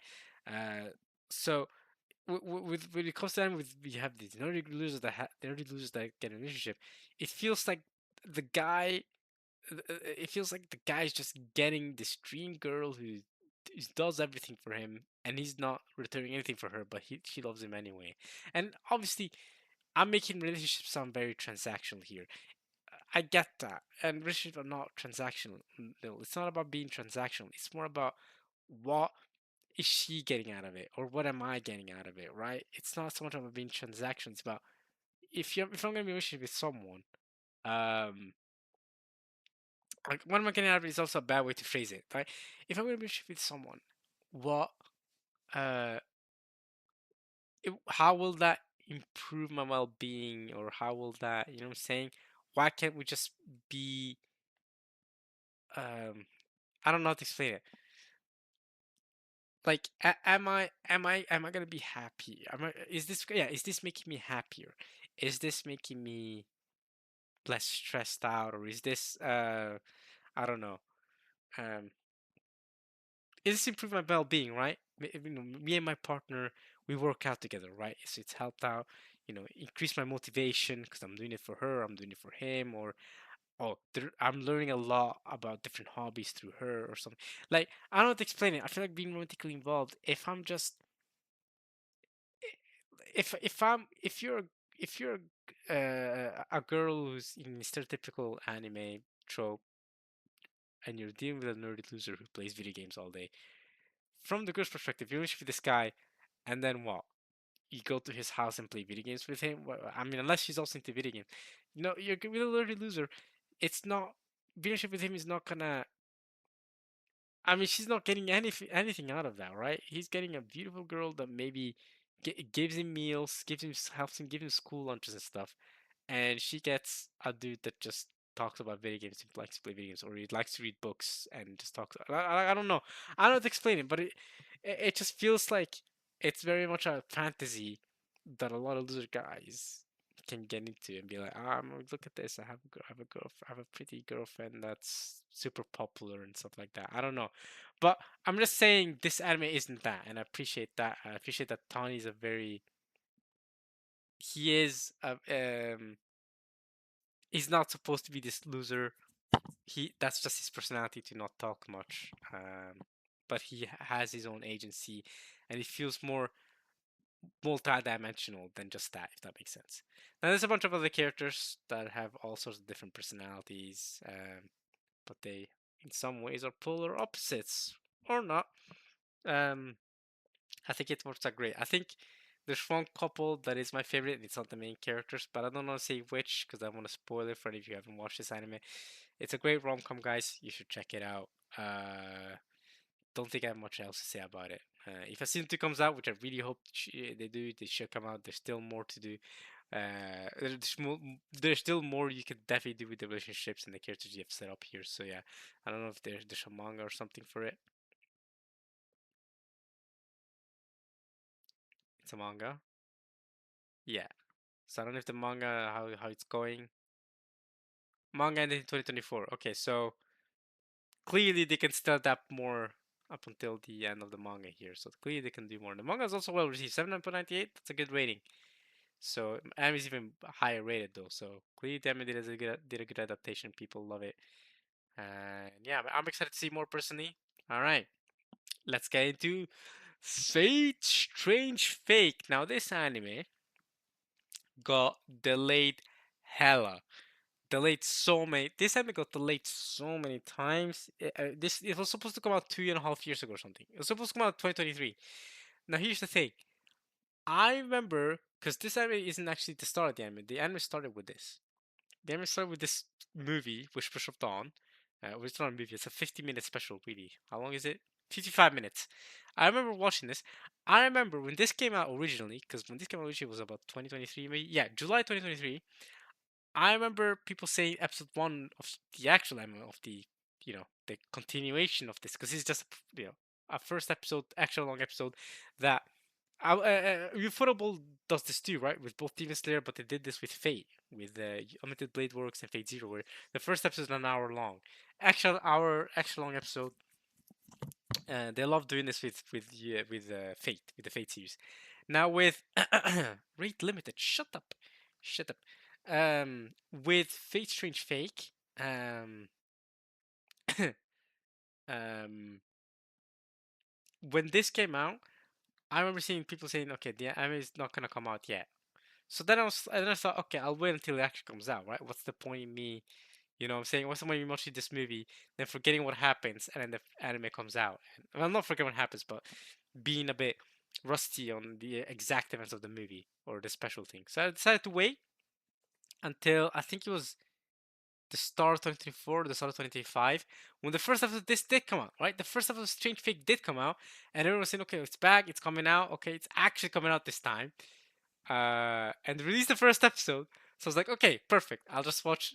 It says January 26 until March 26. So I think it was either 2025 or 2024. I watched. It was the start of the year though.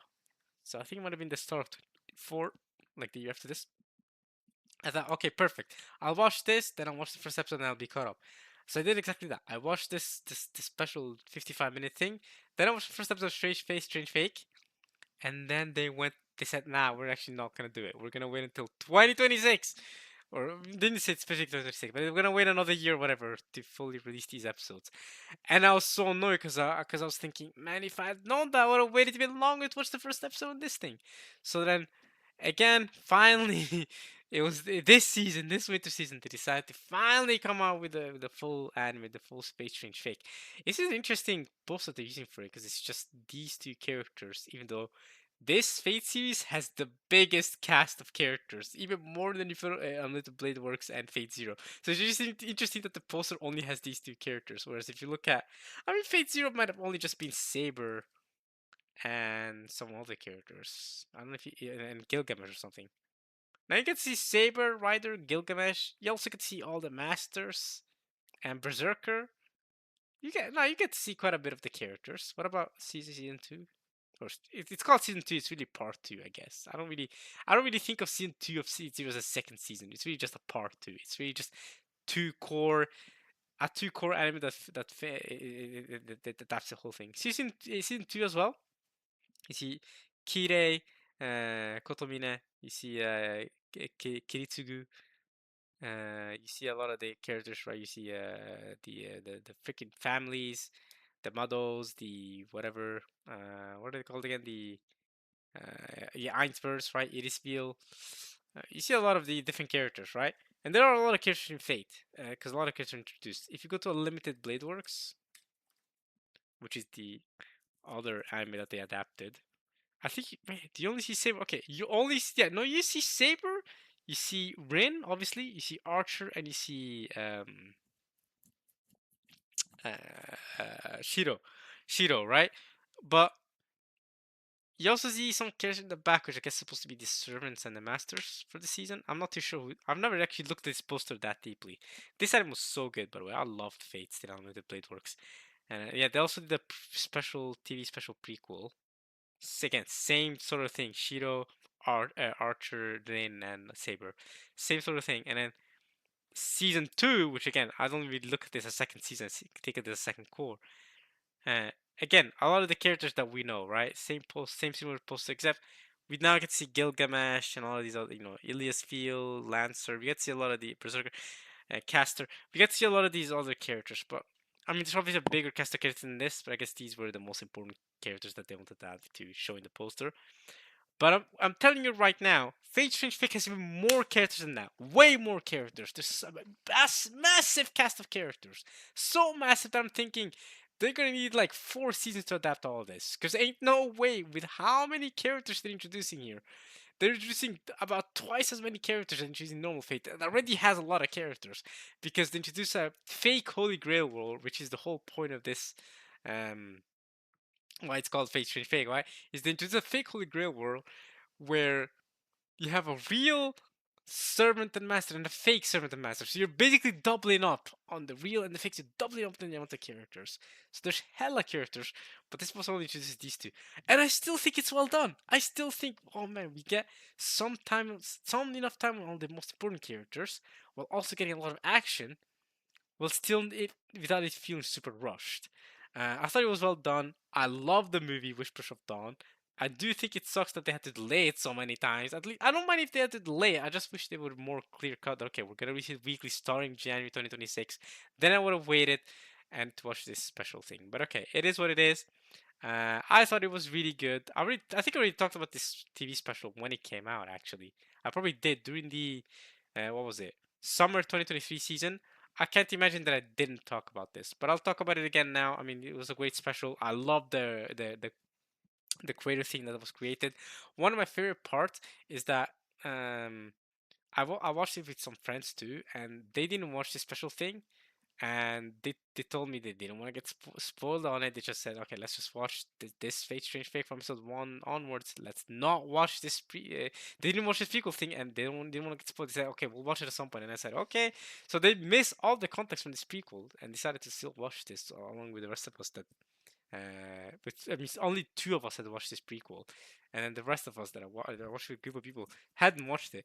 But they watched it anyway. They understood what was going on. I mean, Fate isn't a super complicated thing to understand. It's a battle royale, so I guess. But this gives extra context and things that were happened here were mentioned in the actual anime. Um, but yeah, it's so sick. I'm glad A1 Pictures could deliver in animation. Holy crap, the fights are so good. The sound effects are so good. The music, Hiroyuki Sawano cooked. He cooked. The music was so good. I highly, highly recommend this. I thought this was incredible. And the finale, bro. That final episode, my jaw dropped. My jaw was on the floor the entire episode. I mean, especially at the end of the episode. I was so shocked. I was so shocked. I was like, no, but also so shocked. So we need season 2 and 3 and 4 because two cores are not enough to satisfy this. On with Blade Works and Fate Zero, you can do that in 24 episodes.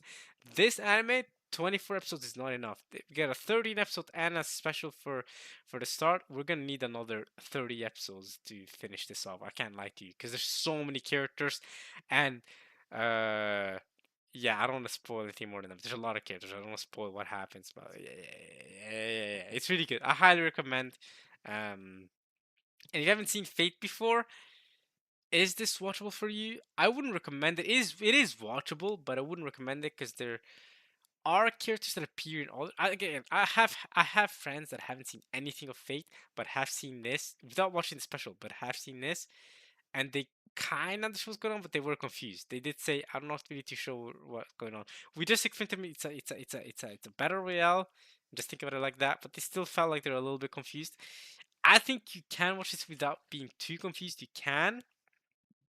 It does help to have seen at least Fate Zero, because again, some characters show up in Fate Zero and the Blade Works show up here. So I think it does have to watch Fate Zero and the Blade Works first before watching this. But you can watch if you really want to watch this without watching those. You can. But typically, people recommend watch Fate Zero, Fate with Blade Works, and then watch whatever else you want. That's typically how people recommend. Now, whether watch Fate Zero first or the Blade Works first, I think most people recommend to watch Fate Stay Night under the Blade Works or Fate 7 in general first before Fate Zero. A lot of people recommend to watch Fate Zero first. I personally did Fate Zero first and Unlimited Blade Works. It's a massive argument. The Watch Order for Fate has been debated for freaking decades now. So honestly, do your thing, bro. Whichever seems more appealing to you. Do you want to watch Fate Zero first? Does this look like a more interesting anime to you? Or do you want to Unlimited Blade Works first? At the end of the day, they kind of spoil each other. That's the thing. You're not gonna avoid spoilers for one if you watch the other, right? If this seems more interesting, if this Unlimited Blade Works seems more interesting, you can start with this. But you can see Saber appears here, and she also appears in Fate Zero, right? It's the same, clearly same character, right? So they spoil each other basically because the events in of one happen before the events of the other. Okay, I can tell you right now, Fate Zero happens before Undead Blade Works. Do with that what you will, right? Do you want to watch the prequel first, which I'm pretty sure came out after the sequel? Not the anime. The anime came out before. The anime came out 2011, but the anime for Stay Night came out after, but I'm pretty sure the visual novel Stay Night came out first. So, but chronologically, this happens first. So I watch for chronologically happens first, and then this. But by watching this, you will get spoiled on some of this, and by watching this, you will get spoiled on some of this. It just depends because obviously, if you watch this and then watch this, then when you watch this, you're gonna know a lot of the events of what happened here because the events of what happened here are, of course, mentioned by the characters doing it here. Whereas if you watch this first, you're gonna get spoiled by certain things that are hidden here until later on, until the end of the season, basically. Like a big twist that happens here that you're already supposed to know. If you watch this first, you're gonna already know it. But here it's kept more hidden, and it's supposed to be more of a twist. Some things like that. Some things like that happen, right? So it's up to you. The watch order. I'm tired of debating of which Fate watch order is best. So yeah. So if you've never seen it before, I do recommend just start. I mean, again, I did Fate Zero first. I'm perfectly happy with that. If you want to do the big work first, you can do that.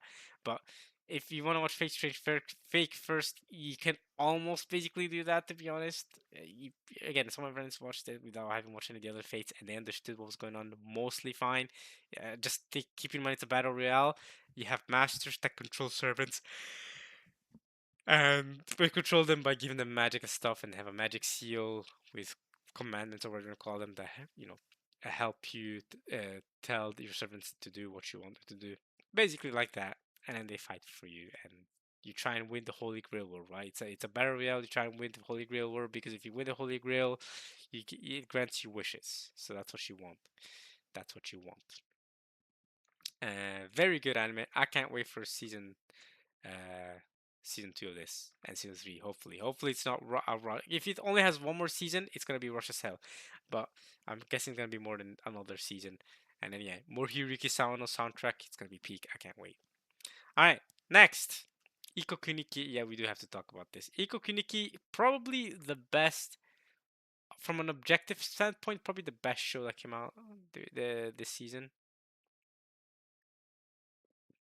Probably, yeah. Just in terms of uh, character writing and just actually telling um, a valuable story. If you look at it like that, Ikukiniki tells a very valuable story, and there's a lot of lessons you can take from this anime. It's very deep. It can cut very deep for a lot of you guys who have experienced similar things to what these characters have experienced, or at least have maybe some form of familiarity with it.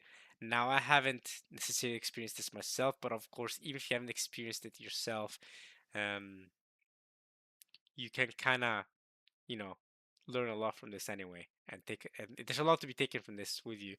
Um, Now, what is it about? I can say what's about. Don't worry, I won't spoil anything. It's only just the gist of what it's about because you might be thinking, "Wait, what's it about? What does Ikokuniki mean?" It's a journal with witch, right? Ikokuniki, Ikoku means, I guess, witch, I guess, but Nikiano means journal slash diary. You know, Mirai Nikki, future diary. Mirai means future. Nikki means diary, but I guess in this case they translated it as journal. But synonyms are different country diary. Okay, so Ikuki might be foreign country or a foreign country diary. Okay, either way, it's about this girl. She's 15 years old, and This is not a spoiler. Again, this happens first episode. This is the first thing that happens. She loses her both of her parents in a car accident or in an accident. And again, that's the whole. I mean, not the whole plot of the show, but yeah, that is where the plot of the show builds or starts from, right? It starts from that standpoint. It's kind of like saying that Frieren uh, is about uh, Frieren being the Demon King or the Demon Lord or whatever. Even though that's the first thing that happens. The first thing is the story is about what happens after they beat the Demon King in Frieren, right? So similarly, it might even say that in the synopsis for Frieren Zero None. After defeating the Demon King, this is the story of what happens after, right? It might even say that. Yeah, during their long ways to defeat the Demon King, the members blah blah blah. They forge blah blah blah.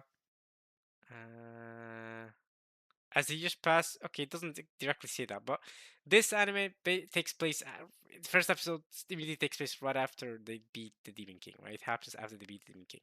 So similarly here, Iko Kuniki or Journal with Witch happens right after she loses her parents to a car accident, and she has to move in with her aunt. So this is her aunt, her mother's sister, um, and basically it it's a story about what grief means to different people, uh, how different people how to get through grief, uh, how we are as people, how we are different from each other, how we can support each other and be compatible with each other despite being different.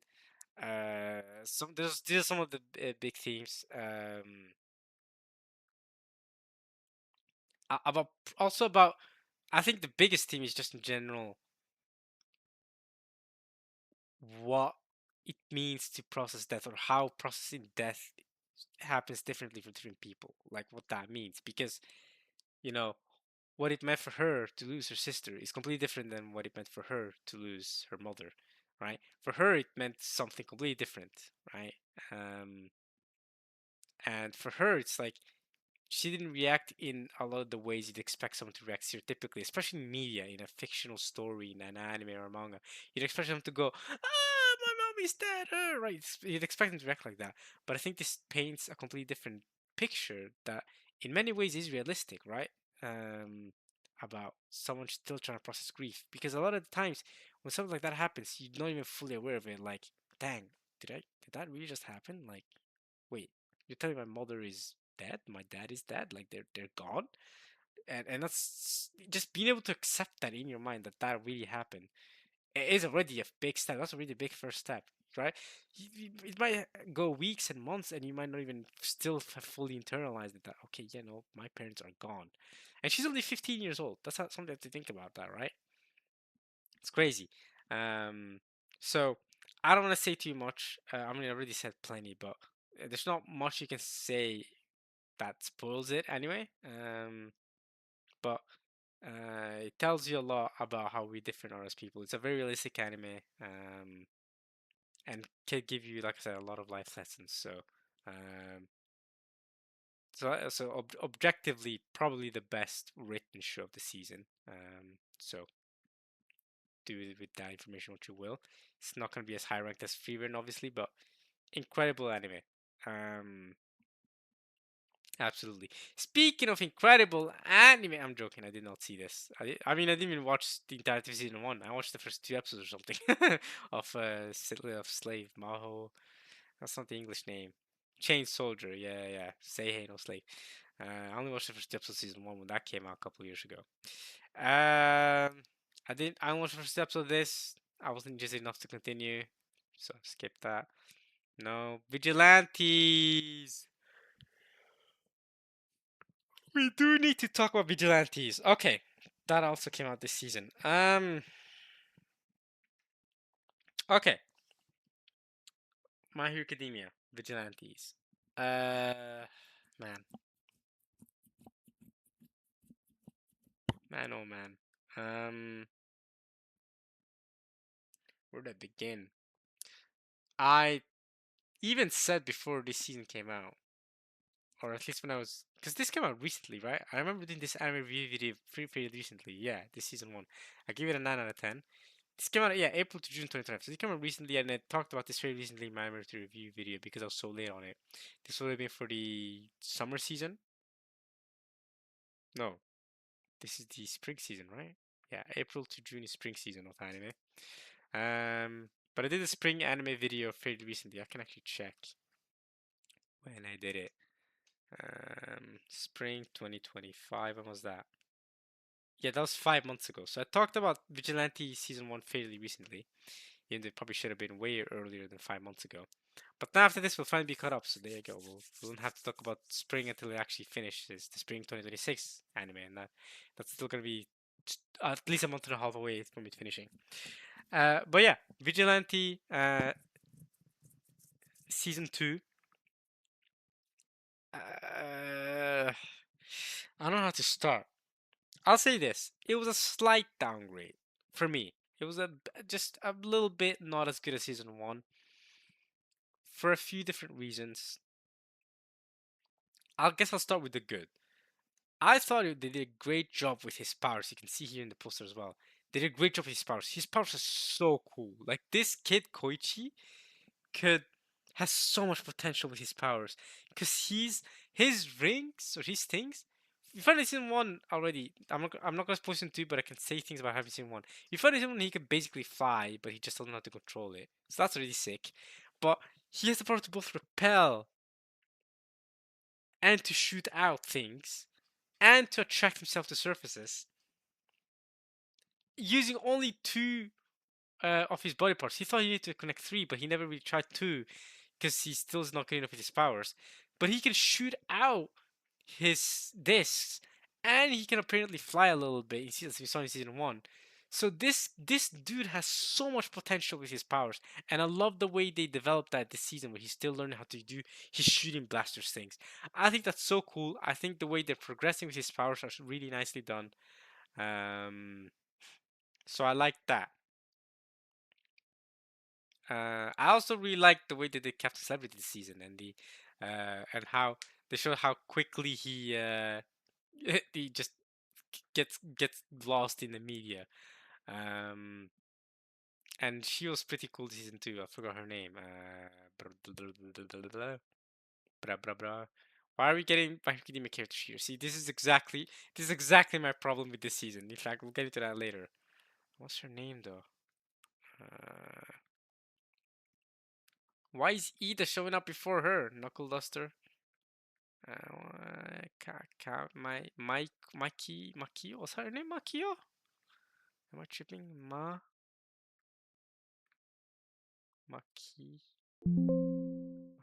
Makio. Makoto. Okay, I'm tripping. So yeah, Makoto was super cool. We got to see a little bit of her backstory in a way this season, which I thought was great. Um, okay, but some of the problems I had with this season, and why I don't think it's as great as season 1, because season one, I started by giving it 8 out of 10. And then the more I talked about it, the more I realized this is 9 out of 10. I have no reason not to give this a 9 out of 10. I thought season was so good. I thought this season Vigilantes was better than season 1 of My Hero Academia. That's how much I praised it. Season 1 of My Hero Academia, I think I gave it an 8 out of 10. So there's no reason why I wouldn't give this a 9 out of 10. The reason why I give this an 8 is because one thing, Knuckle Duster was gone for way too long this season. In fact, he's not even on the poster. He's not relevant at all this season, which is okay, fine. Even if they want to do that, it's not like he's not relevant at all this season. No, he does do relevant stuff this season. He does. It's just it takes forever for him to show up and even make a whole episode title. He returns, and then he returns, but then does nothing for a while, and he does one last thing, and then he's gone. He's basically not there. All he's one of the 3 main characters. I feel like, at least. I feel like him and Koichi and Pop Step are supposed to be the main characters, but this season, I guess, sideline him to make these 2 the main characters, which I guess makes sense because season 1 he's a lot more the main character because he was a lot more connected to the villain of the first season, aka her. So I get that, but he's still here and he's still important because he's still connected to all this. And Knuckle does such weird appears to him. I don't know. I would have wanted to see more scenes from him. But okay, fine. Even if I accept that, even if okay, they silent this season to focus more on the kids you care about. In which case, they should have focused way more on Koichi and Popstep, but they didn't. And that's my gripe with the season. Is as you can really see when we look at the characters, I said, way too many My Hero Academia characters. I think that's my biggest theme with the season. Vigilante, for me, what I really liked about it the first season is that it didn't try to be, hey, it's My Hero Academia, but more. We're just extending My Hero Academia, but it doesn't we don't have our own identity. We're just more My Hero Academia. No, what I really liked about Vigilante's first season is that it's in the My Hero Academia world, but it has its own identity. I love the onomatopoeia, like the comic book. That was a crazy word that I just said right there. Nice one, Amin. Nice one. But I really like the way they did the had its own identity. They had its own style of animation with the comic book style. I loved it. The American style of heroing. I really liked it. It had its own identity. It was about vigilantes in the world in a small neighborhood where a lot of heroes don't come by, and they're trying to do their own thing to help their community. I love that. I love that concept so much, and the way it had its own identity. I love that. Season 2 very much sidelined not just Knuckle Duster, which is one thing. I could have accepted that if the focus on Koichi and Popstar was good and we got to see them deepening that relationship. But we kind of got like sprinkles of it, but not much, and too much focus on the My Hero Academia characters. Now this post doesn't show it properly, but it's not just Aizawa. Aizawa was important character in one fair, and Fatcom fair enough. But it was we got so much All Might, we got too much Aizawa, too much of these heroes, too much of her too, of Midnight, Fatcom, that shows up. That they're My Hero Academia. They're My Hero Academia characters that show up here supporting characters, which is fine as cameos and stuff. But when they take up so much screen time and space, I feel like you're one taking away from the identity of vigilantes as being its own and instead of being more My Hero Academia, and two, you're taking away from the characters that I feel like deserve that limelight.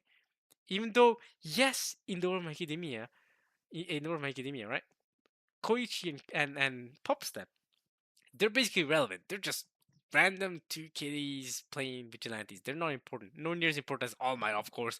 Aizawa is a big teacher. Midnight. I mean, these are pro heroes doing big things. We know that, and we felt that through season one. Did a good job making us feel like no, these guys are just random kids in the neighborhood protecting the neighborhood. They're not supposed to be some big deal on the level of All Might that Deku is in My Hero Academia. That's why it's just a spin-off thing, right? It's supposed to be its own thing, vigilantes. I really liked the way in season one. Season two was like it almost felt like okay, we're shining too much light on our side characters, and I feel like the biggest one was with Aizawa, right? They did a whole. They spent 3 episodes. Now this is a 12 episode anime or 13 episodes. Fair enough. 3 episodes that is a quarter of it. That's a long time. We spent 3 episodes on Aizawa's backstory, which we didn't get in the main story, and I feel like that's not about vigilantes. That's about Aizawa. I love I love the backstory. I thought it was some of the best episodes of the season, but I felt like did it belong here? Is it about vigilantes or is it about Aizawa? I felt like it was a backstory about Aizawa, and it it made him develop him as a character and showed us okay his background and his motivations for how he is today, and even how he was back then and how that impacted how he is today. Great, but I feel like it's 3 episodes spent on his backstory and what happened to his best friend to cause what the events of My Academia. That explains what happened in My Academia, but sidelines these two characters that are our main characters, and it feels less about a story about vigilantes. Um, and yeah, so he got a Screamer guy. Yamada also got a lot of screen time from that. She also got a lot of screen time from that too. Midnight. Fatcom got. Fatcom was fine. Fatcom's kind of fairly fine. He got maybe a bit more screen time than I would have wanted, but it's fine because he was only there with the crab girl, this girl, and I feel like that works. He's just there supporting character, just like Aizawa was in season one. I thought that worked great. I just think I don't know, and I really like the way they did Stain in season one as well. Stain got screen time season one. We got to see his backstory, but not too much that he detracted from the main characters. It was only half an episode or a quarter of an episode of season one. Isaac got 3 whole episodes, and it didn't feel like it connected a lot to the main plot of the vigilantes. It felt like it was just Aizawa thinking back on his past, and for me, that didn't do it. I don't know. That was not completely it for me. So that's my biggest thing this season is that it sidelined the characters too much. Um, and that's why I give it an A. I still give it an A because it's still really good. It's still really, really good. I love the way that it his powers. I love the way they ended it all off. Like I said, with Captain Celebrity and her. I don't want to spoil it, and this whole tower incident and him becoming this important villain. And of course, Knuckle Duster getting his thing. See, I would have been fine with Knuckle Duster getting sidelined this anime, like I said. I said that was a problem I had, but it's also because it's not just Knuckles that got sidelined. I feel like it was also these two. Even though these two, Koichi and Popsap, they get some seed together, they did get developed together. I just feel like Koichi, but especially Pop Step more so. I feel like I want to see more from her. I want to see next year. I want to see more Pop Step and her grow as a character, especially on me, but also with her relationship with Koichi, because there's clearly some romantic, there's clear romantic relationship brewing up in there, right? So yeah, we'll see. We'll see how they keep going with this, but I'm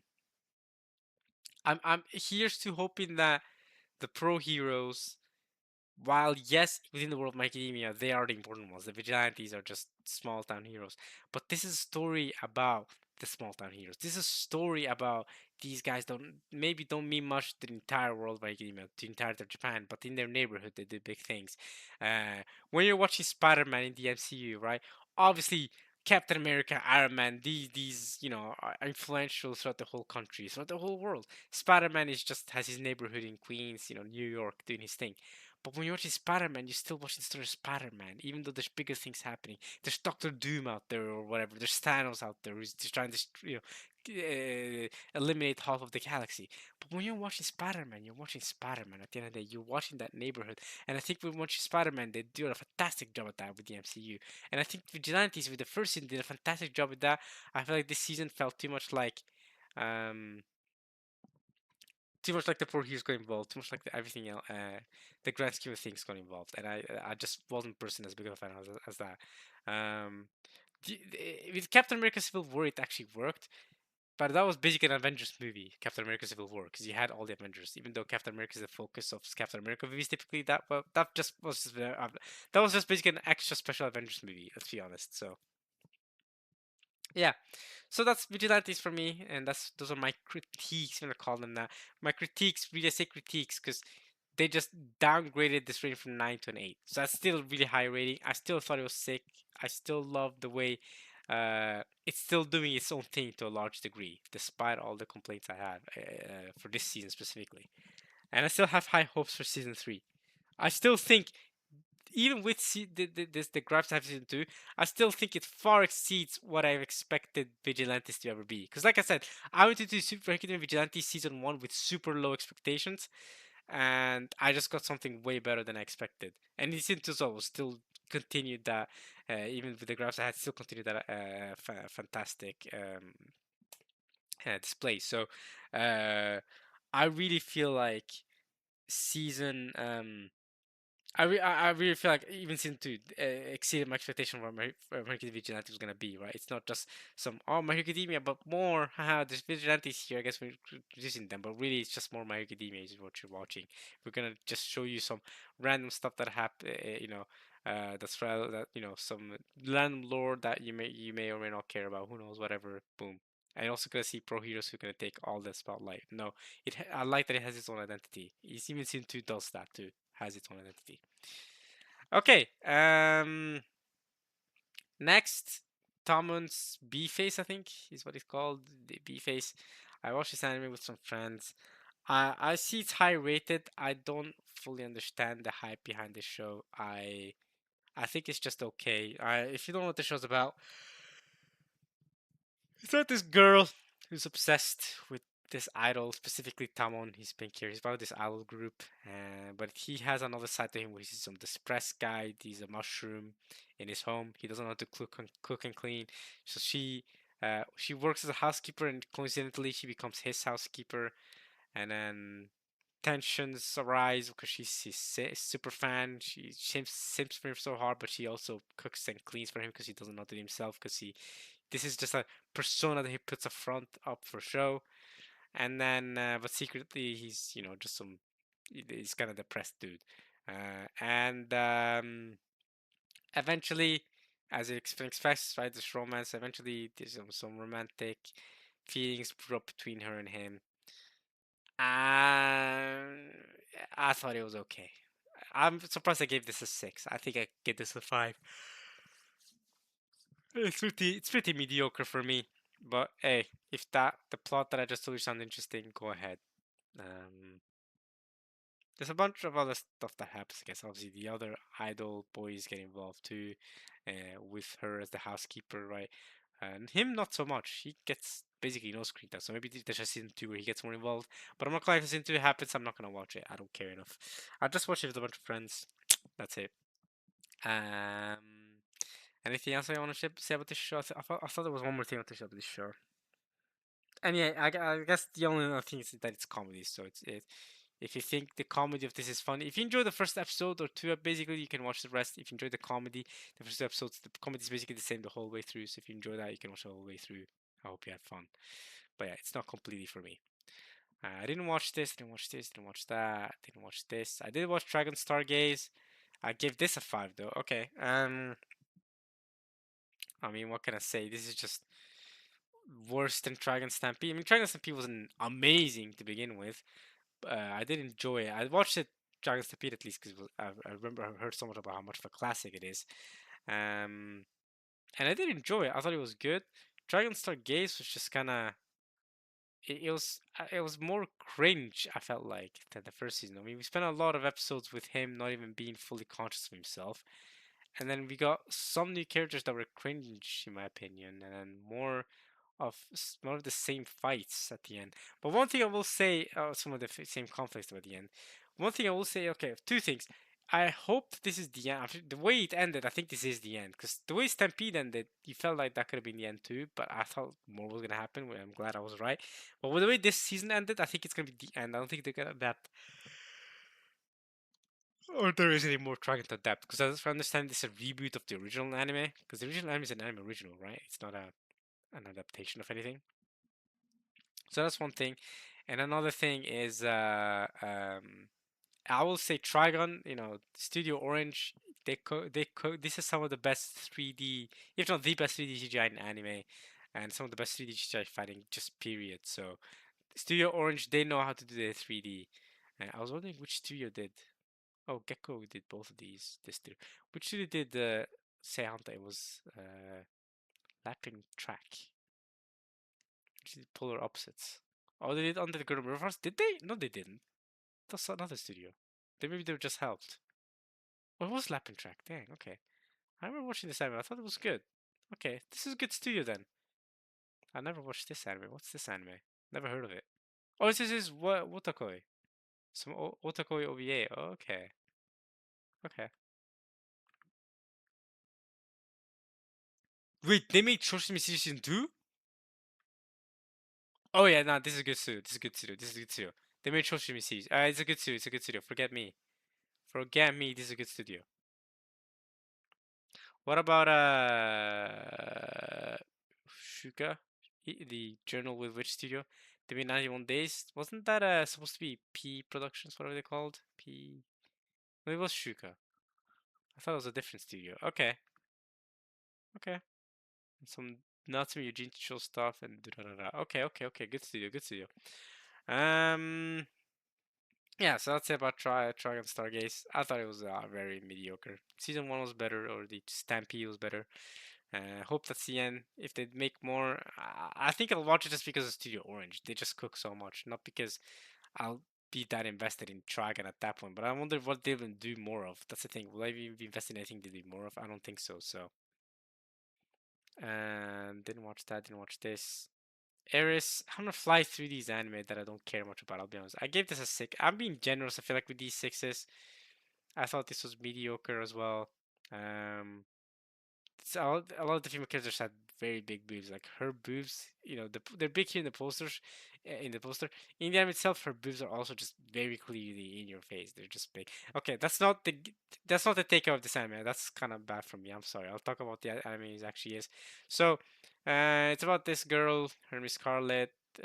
She got falsely accused, I guess, and executed, and then she becomes the spirit who helps her out because she helped her out first because she gave her um, basically the ability to move in a room, and sometimes she gets her help back because she takes over her and talks through her, as she uses her as a medium to talk and or do stuff, and nobody or very few others other than her knows that this ghost exists, and she basically still operates as a ghost or type of apparition, uh, dif- well, for different reasons, but basically as well as her motivations to find out who falsely accused her, why that happened, and what happened all those years, because it happened 10 years ago. So what happened and what's going on, and yeah, and it's a mystery. A bunch of weird stuff happens, and there's a lot of like noble families that have these power struggles and possible war that could be happening and motivations that different characters have because of those things, because of those politics. I thought it was okay. Nothing that interested me that much. If it's Yeah, I don't think a scene two will ever happen. Will it happen? How long is the light novel? Because I feel like the ending of this season was very, I don't know. Although the light novel is still ongoing. Forget me. If a scene two ever happens, I don't think I'll watch it. I'll be honest. Um, this wholesome romance. It's a wholesome romance because guess what? Okay, so this guy, he's invisible, right? He's an invisible man. But guess what? He's dating a girl that's blind. I mean, it's perfect. I mean, it's a match made in heaven. He doesn't have to care about her, not like his appearance, because she can't see him anyway. And then he appreciates her for who she is, and yeah, it's great. You have people of all different kinds of species. So, by the way, Her being blind, she's human. She's a human being. She's just blind, by the way. She's not a species, but he's part of the invisible people species. She's part of the, I guess, dog people species. So that's what I'm saying. So she's a furry type of thing. He's an invisible person. So this is a world. This is supernatural, right? This is not a real world. People, invisible people exist. She, I'm pretty sure, is a normal human because her parents can see stuff, and I'm pretty sure it's been established that he can see. She's just blind. She was just born blind, which is unfortunate. But it is what it is. Some people are born with that disability. But this time is really wholesome. Very wholesome romance. I'm surprised I gave it I guess a 6 makes sense. I guess I was just very kind to Edison. You know, Eris is a 5. Because there's no way this is the same tier as this wholesome romance. I don't even know what the name of this anime is. It's a long Japanese name. Invisible Man and is soon to be wise. Okay, Invisible Man and wife. And blind wife. That's what I'll call it. What else was I really kind to that I gave a 6 to? Tamon-kun? I guess there was enough comedy in there. It didn't make me giggle ever, but it was enough comedy in there. I'll be fine keeping it at 6 for Tamon-kun. Even though I should probably the great and lower it to 5. But yeah, extremely wholesome. Guy is very mature, but he also has a lot of race. This guy is like he's a great role model for how to treat women properly while also charming them. I need to learn more from him, to be honest with you, because I have not had good success with women at all in my life. But maybe if I take his advice to be of being a gentleman while also being funny, right, and taking some initiative, because he takes a lot of initiative, maybe then I'll have more success in my own dating life experiences. I have not had success in my dating life experiences. Maybe I have maybe need to watch more animes with this type of guy. He knows what he's doing clearly. Yeah. Anything else want to say about this? Like I said, fantasy with different species of people. It's very wholesome romance. I guess there's also some detective stuff going on. There are some mysteries going on because they are a detective company. They work at a detective company or whatever. But that's not the main point, and that's kind of feels like a side. That kind of feels like a side plot to um, generate scenes in a way to get these characters closer together because the characters are the important part and the romance is the important part, and not so much the detective part. So yeah, that's really about it. It's nice. It's wholesome. If more of it comes out, I'll watch it because it's wholesome. Isekai, no, the guy who gets isekai is an accountant, right? Isekai office worker. They call him office worker. The other world's books depend on the bean counter. What the frick? I did not know that was a full English name. He gets his this dude from the human world gets isekai as an accountant, and I'll say it. I don't care. He has a lot of gay sex with this guy. Alright, does it even say it's boys love? It says boys love. Yeah, there's a lot of gay sex with this guy because, alright, to explain it simply, I hate this anime is so mid. Okay, but I watched it with friends and we did make fun of all of it. We just laughed throughout the entire anime basically. This dude gets isekai'd accidentally because they're trying to isekai the maiden or whatever from the human world, and he gets isekai accidentally. Now she can acclimate to the world just fine. She was supposed to isekai there, she's fine, but he acclimates really bad. He can't handle magic, and magic kills make him sick all the time. And one of the only ways to rejuvenate people who get sick like that is to have sex with them, basically have gay sex. So to share his energy with him, he's got a lot of energy. He's good.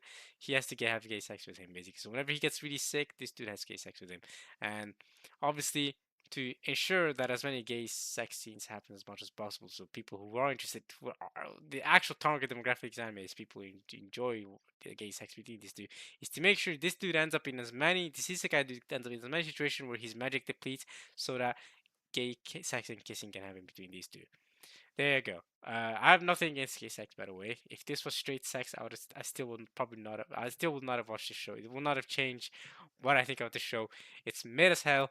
Um, you know, part of it, the reason why my friends want to watch is not so much the gay sex. You can trust me on that. Although they knew gay sex was involved, it was the accounting thing. Because the accounting thing, at least at the start, seemed interesting. Because this dude was talking about the way the accounting affects the politics in the world that he got isekai in, which was seemed kind of interesting to them at least. To me, it never seemed interesting. To me, this anime was made from start to finish. But if I'm watching it with friends, I might as well watch it with them. Whatever. So that's why I gave it 5. That's it. I don't have anything else to say about this anime. Don't know what that is. Didn't watch it. Didn't watch it. Didn't know. I wanted to watch this. I thought this was funny, but I never got past the first two episodes. But I've seen a lot of clips. It looks hilarious. Hilarious. Didn't watch that. Didn't watch that. Medal season 2. I don't know why this is so low. This is peak fiction. I forgot this came out this season. This was freaking awesome, bro. This was so good. This is easily 9 out of 10. This is borderline 10 out of 10 for me, bro.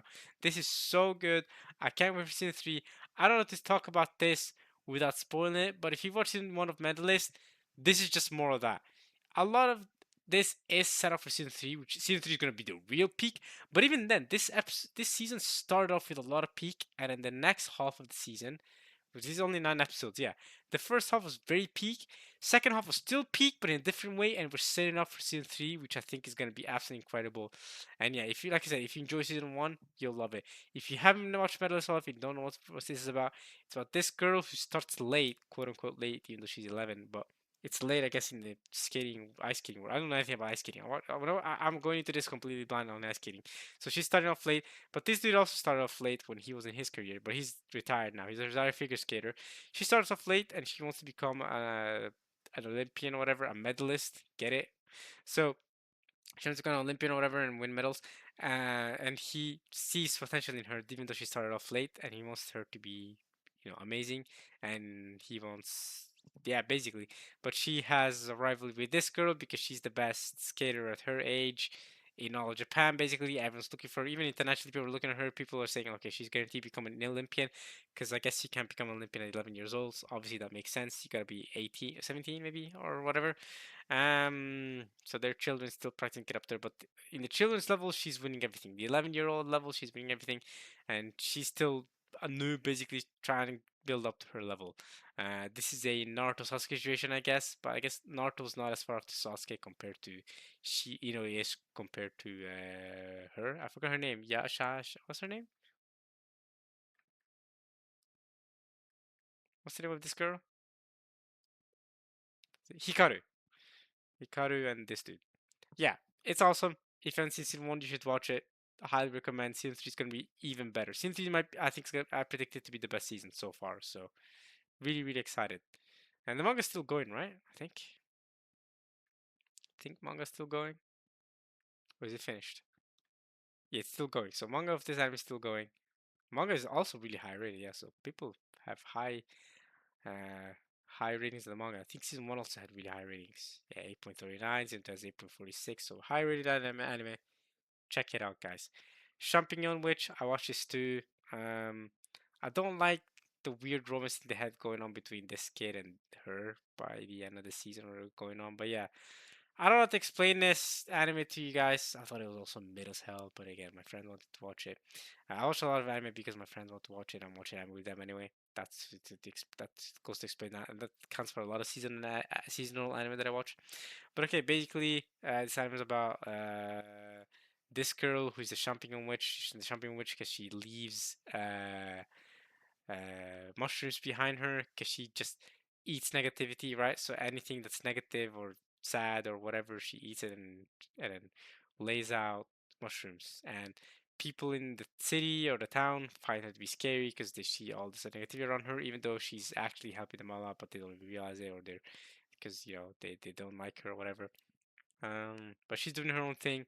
She also doesn't talk much. She has very few lines of dialogue. She she barely talks the entire series, but she does have some lines of dialogue. He also barely talks, but he has a lot of inner monologues, I guess.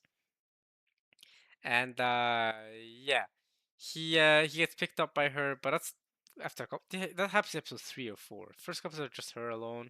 3 or 4, he picks him up. She picks him up, and then he's this curse that's gonna end all things, or he could become a curse that uh, um, does massive harm. And yeah, she keeps watch over him. That's basically it. There's also a bunch of like small sheep and cows that help her out. Luna is her name. They keep watch over Luna. She's the champignon witch, and it's just a story that goes from there. And also, obviously, there's a bunch of wizards and witches, and they don't like him because he causes a lot of destruction. Not necessarily world-ending destruction, but a lot of destruction, I guess. That's it. I thought it was mid as heck. That's also probably why I'm doing such a bad job recapping this and recollecting what actually happened in the anime. So there you go. I don't know what that is. skipping that because haven't seen it. Yeah, it's something on which I mean it's not highly rated either. People didn't love it that much either, so a lot of people agree with me that this is pretty mediocre. Okay. No, didn't watch it. MF Ghost in season 3 actually. Damn, okay, we're going far. I really should have watched MF Ghost. I remember when season 1 came out, I watched the first episode, but I just never decided to keep up with it. I also wanted to watch Initial D, which made by the same person, as you can tell by our side clearly. I want to watch Initial D before getting to MF Ghost, but I should have just watched MF Ghost and gone with it. Especially because Initial D characters are mentioned and exist in MF Ghost, which I think is pretty sick. Dark Moon, I don't know what that is. Don't know what this is. Don't know what this is. No, no, no. No, no, no. No, no, no. No, no, no. No, no, no. No, no. Okay. Continue. We already talked about this in the previous season about all these animes, so we already talked about them now. OVA, JoJo. I mean, I already talked about this plenty earlier. About how it sucks that they're releasing the in batches and they wait until I think what was it August or September to release the next batch of episodes, but they're not gonna release all of the episodes. They're only gonna release 10 of them. So now we're all ranting to Netflix. A lot of these ONAs, but you can see the Netflix tag on them. So a lot of these ONAs are just Netflix locked. Apparently, Chokohaki Hime is also Netflix locked, so that's where I go to watch it. Because I want to watch it, by the way. I have it on my watching.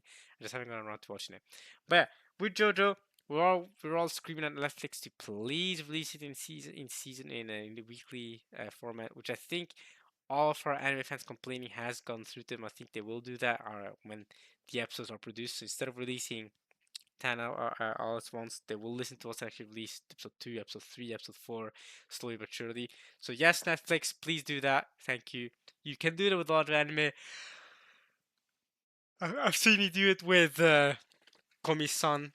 Can't communicate. So I know you can do it. I know you didn't do it with friggin' Flower Boost Dignity, even though you should have done it. I think that part might have killed part of the hype for that show.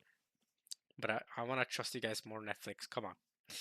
So yeah, about Steel Ball Run itself. I mean, look at the rating. That's the second highest rated anime of all time. Enough said. I thought it was peak. I think this Jenny has potential to be better than Part 5, and Part 5 is the best part of JoJo for me, and also arguably a top 5 anime of all time for me. Definitely top 10 anime of all time for me. If we're counting specifically top 5, not all of JoJo, but specifically Part 5, for me it's a top. If you just stand alone, top 10 anime of all time. So Part 7 already, episode 1 is freaking peak, so good. If it continues that way, I actually honestly think this rank number 2 might be justified. But we'll see. I love the first episode, so we'll see. I also really like not just John as a character, but this dude who has Gogo Zeppeli. Bro, Gyro Zeppeli is so freaking cool. Bro has Gogo Zeppeli what are they called? Not braces, like things on his teeth. I'm forgetting English language. I forgot vandalism earlier. Now I'm forgetting freaking like teeth. What are they called again? I'm googling it. What are teeth called? What are grills? Grills. There. I can't believe. Yeah, he's got Gogo Zeppeli grills, which I think is so freaking cool. Maybe you can Google it actually. Go Gogo Zeppeli.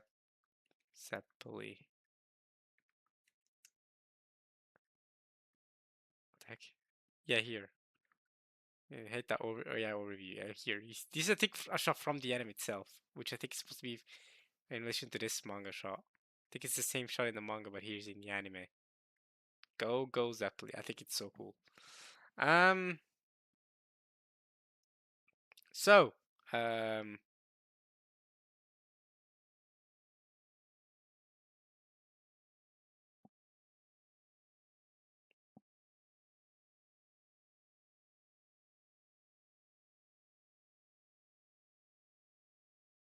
Sorry about that. So yeah. Um. If to explain what happened in episode 1, or to explain the plot of what Steel Ball Run is gonna be for part 7. I mean, we were talking about part 7, so you already, if you've watched JoJo, you already know the gist of JoJo. But part 7 is actually special. If you've seen part 6, you'll know why part 7 is actually special. Um, but yeah, more it's basically this big race in America, 19th century America. We uh we were going all the way from west, I think in California, to New York. So we're traveling basically the entirety of the United States of America. People typically using horses. I think at least our makers using horses. Some people tr try to build cars. So this, you gotta remember, this is like 1890, 1891, around that year period. So cars didn't really exist, but people were still, they were still in their infancy. Most people still used horses and stuff and carriages. So uh, it's a race across the United States of America, and they're using horses and stuff. And the winner wins a bunch of money, basically. And that's the incentive, and that's part 7. So far, no stands, no nothing, but this dude Gyro is on some funny business. This dude Gyro is on some funny business, but I think he's so cool. I think I'm gonna love Gyro by the end of this. I think I love Gyro. I think he'll end up being, one of my favorites. We'll see though. We'll see.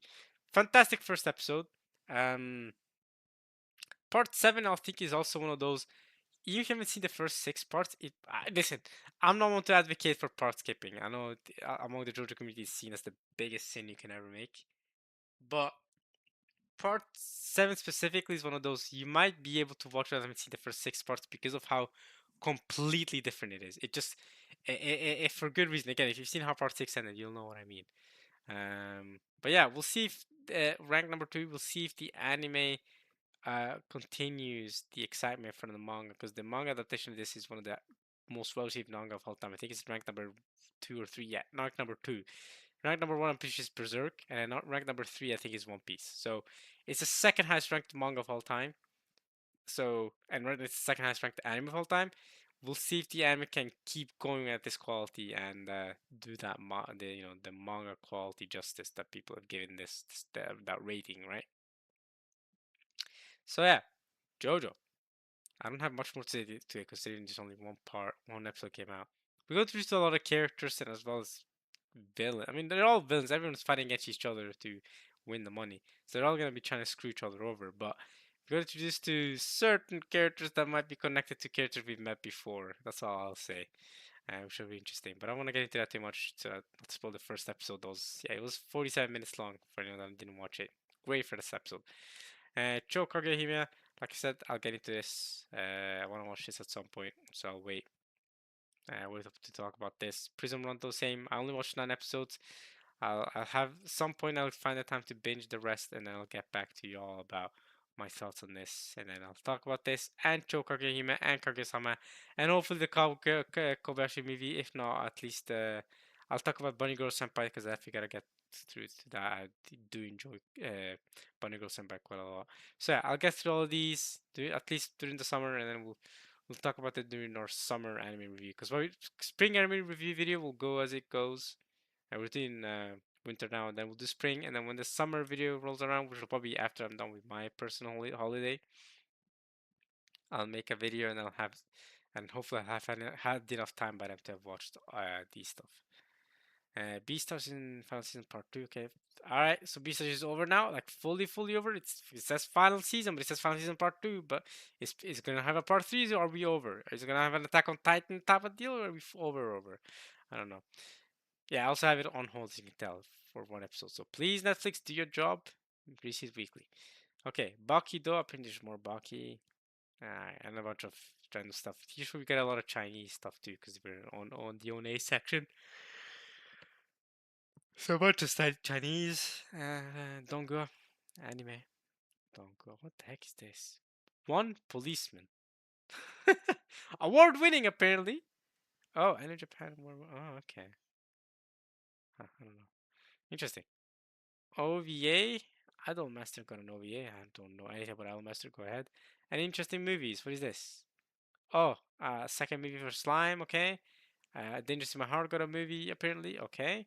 Assassin's Class compilation movie. Yeah, I remember. I heard of this. It adapted some stuff that wasn't in the manga. It's only 87 minutes. So that's less than a little less than an hour and a half. I could watch this at some point. If I find time in the summer to watch this after I've watched all the other stuff I need to catch up to, maybe I'll watch this too, and then boom, I can talk about it to you guys too. But I'm not gonna note it down. I've noted out there's element that I need to talk about, but I'm not gonna note this down because I've already seen Assassin's Classroom years ago.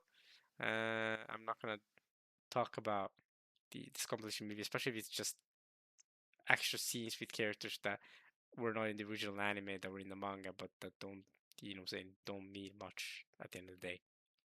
Kind of like, I mean, yeah, okay, I'll keep it there. I won't move along. Is this Gundam? Yeah, okay, I just noticed. Okay, it's a Gundam movie. Senko Hathaway. Oh, Hathaway. Isn't this the one with the where they use a song by what's her name? That one musician, that one black female musician or artist, I should say. Hathaway Gundam. The opening by what's her name, man? Was it the opening? By SZA, yeah, SZA. 'Cause I was gonna say Kendrick Lamar, like the girl who was with Kendrick Lamar. She did that epic song with Kendrick Lamar for uh, Black Panther, which I thought was so sick. I still listen to that song all the time. Um,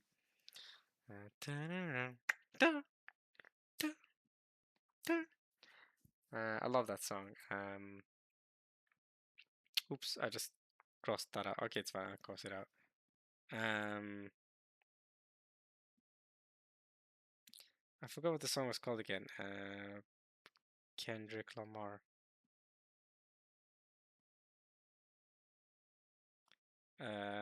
All the Stars. Yeah, this is so cool. This song when he played for Black Panther was so good. It's maybe in the night my dreams let me know all my stars are closer. All my stars are closer. All my stars are closer. See, I can't sing. Good thing I don't have a good high pitched voice. But yeah, I love that song. I love the Black Panther movie was sick. I've talked a surprising amount of the MCU this time around, considering I basically never talk about it, especially not to you guys. But I've talked about Black Panther already. Talked about Captain America: Civil War. I talked about Spider-Man earlier. I don't Doctor Doom apparently. Avengers. I don't really talk about them. The MCU that much. Honestly, when I talk to you guys in general, talk about anime and stuff. I don't really talk about the MCU, even though I have watched all the MCU movies up until Endgame. I haven't watched past that because I felt like Endgame was such a good ending. I didn't really need any more MCU. Okay, I haven't watched any of this stuff, so I'm just gonna skip through it. I did wait. Did I watch this? Oh, it's a compilation. I was gonna. Oh, with new scenes added. Okay. Okay, so it's a compilation of all those episodes. Because I really did watch this and I talked about it to you guys about how funny it was. But this is just a compilation of that with extra scenes. Huh. I don't know if I'll spend the time to binge watch all the episodes. There's 46 minutes with extra scenes. But maybe I will. I don't know. If I ever remember at some point, maybe I will randomly. Interesting though. Guangzhang. The square. Is that what that means? Is that square in Chinese, I'm guessing? Guangzhang. Oh, it's Korean. Okay, for a second I was like, actually, the art style seemed Korean to me, but I wasn't sure. Gwangjang. Okay, my fault. My fault. It's Korean. It's Korean. I could tell it's Korean because of the. Wait, it says Japanese and then there's two Korean letters. So, is it Korean or is it not? You know what? Before I cancel myself somehow by saying something offensive, what the heck was going here? I'm moving on from both that and what. Oh my god, those are penis heads. Okay, those are these guys are literal penis heads. Okay, we're gonna moving on. Any specials that are important? Isekai cheat skill. That's how I know there's no special this guy. Evangelion. Apparently, bring it back Evangelion. By the way, once again, Evangelion. They don't want to let it die. They're gonna bring back for a special thing. I finally went and put in the effort to watch all of Evangelion after putting it off for so long. It was one of the few classic animes that I hadn't gone around to watching yet. But now I fully watched it, including the reboots, the 3+1 plus 1+1 1.0 reboot, whatever it's called. Watch the final movie. The reboots to me are fairly necessary. The main series are just fine for me. The reboots mostly meh, other than the final movie, which is still meh, the final half at least, but the first half of the final movie was good. That's my take on Evangelion. And then the series as a whole, I thought was good. Nothing incredible, didn't blow my mind, but it wasn't bad either. It is a classic, though, so I had to watch it, at the end of the day. And yeah, obviously Evangelion is massive anime even outside of just anime fans, right? It's an anime that goes beyond that, has inspired a bunch of people throughout media, throughout fiction in general. And they've taken a lot of ideas from Evangelion into other works. So it's definitely a big set a big precedence in for anime and for outside of anime. But it also, from understanding from someone told me, a good friend of mine told me that it also changed the way for how you use merch from an anime, right? Like you make an anime like Evangelion, and then you just do plushies, you do hella merch. It's gonna sell, it's gonna work. Evangelion was one of the few and one of the first ones to do that. It worked out really well and revolutionized that part of how you can sell a lot of merch from an anime, even an anime that's like Evangelion, which is supposed to be a very adult anime, right? You're not supposed to be a kid watching Evangelion. Besides, for a kid, something like Evangelion is gonna be way too complicated to understand. Even as an adult, Evangelion is very complicated to understand, right? It's not a simple anime for an adult to understand fully what's going on. But you're gonna need multiple rewatches to get a better grasp of what happened in Evangelion. But so but despite that, merch sold really well, and they just decided to milk the heck out of this merch-wise, and it worked really well. And animes after this, the animes before this never did this, but animes after this took after this model and kept going with it, and it's been going like that since this. It's kind of revolutionized that aspect of merch, according to what my friend told me. So, um, yeah, and now they're making it for more. They really want to make sure the milk is dry for Evangelion. So they're bringing it back apparently, even though the last reboot movie was supposed to be the last thing they do, but now they have a 30th year anniversary thing going on where they're gonna do even more stuff. I don't know. And that's the end for winter 2026 season. Yeah, for a long time, but I feel like it was needed. This season was better than I was expecting, especially with the sequels like Jujutsu Kaisen, Hell's Paradise, Fear, and Oshinoko, and Fire Force. Fire Force being really good. A lot of the new anime came out. The original anime obviously got some good stuff like Fate, Strange Fake, Iko Kuniki, and productions. We didn't get a lot of crazy good new stuff. A lot of new stuff are just kind of mediocre for me. But I guess it's offset by how incredible Journal with Witch was, just from an objective standpoint. So yeah, there you go. I'm gonna go sleep, guys. I've been awake for too long. I've yapped about anime for way longer than I thought I was going to. I didn't think this winter 2026 would take this long. So I'm gonna go. I hope you guys enjoyed watching this at least as much as I enjoyed doing this anime review video. I'll see you guys in a 2 months time or so whenever the spring season ends. I'll make a video for the spring season, which is next season, and I hope you guys will enjoy that too. As you can see, yeah, I'm already watching Atelier ReZero. I've already seen the fourth episode, but I've only listed 3 episodes here. ReZero so far has been absolutely peak, by the way. 8.91, that makes it like top 20, doesn't it? Highest rated, yeah, 23rd, okay. Fourth season has been absolutely incredible, absolutely peak. Can't wait to fully finish watching this. It's gonna be 19 episodes, but I'm still gonna discuss it during the spring 2026 anime review video. I already seen the first couple of Atelier. It's also really good. Um, Doctor Stone, of course. Yeah, we're gonna have things to talk about. Don't worry, guys. We're gonna have things to talk about during the spring season. I'm watching Iruma-kun as well, the fourth season. So yeah, I'm gonna leave it up there though. That's the winter in review video. Like I said, I'll see you guys in 2 months' time for the next part, I guess call it that. I hope you guys enjoyed watching this at least as much as I enjoyed doing this. And alright, y'all, see y'all for the spring video. Yeah, peace.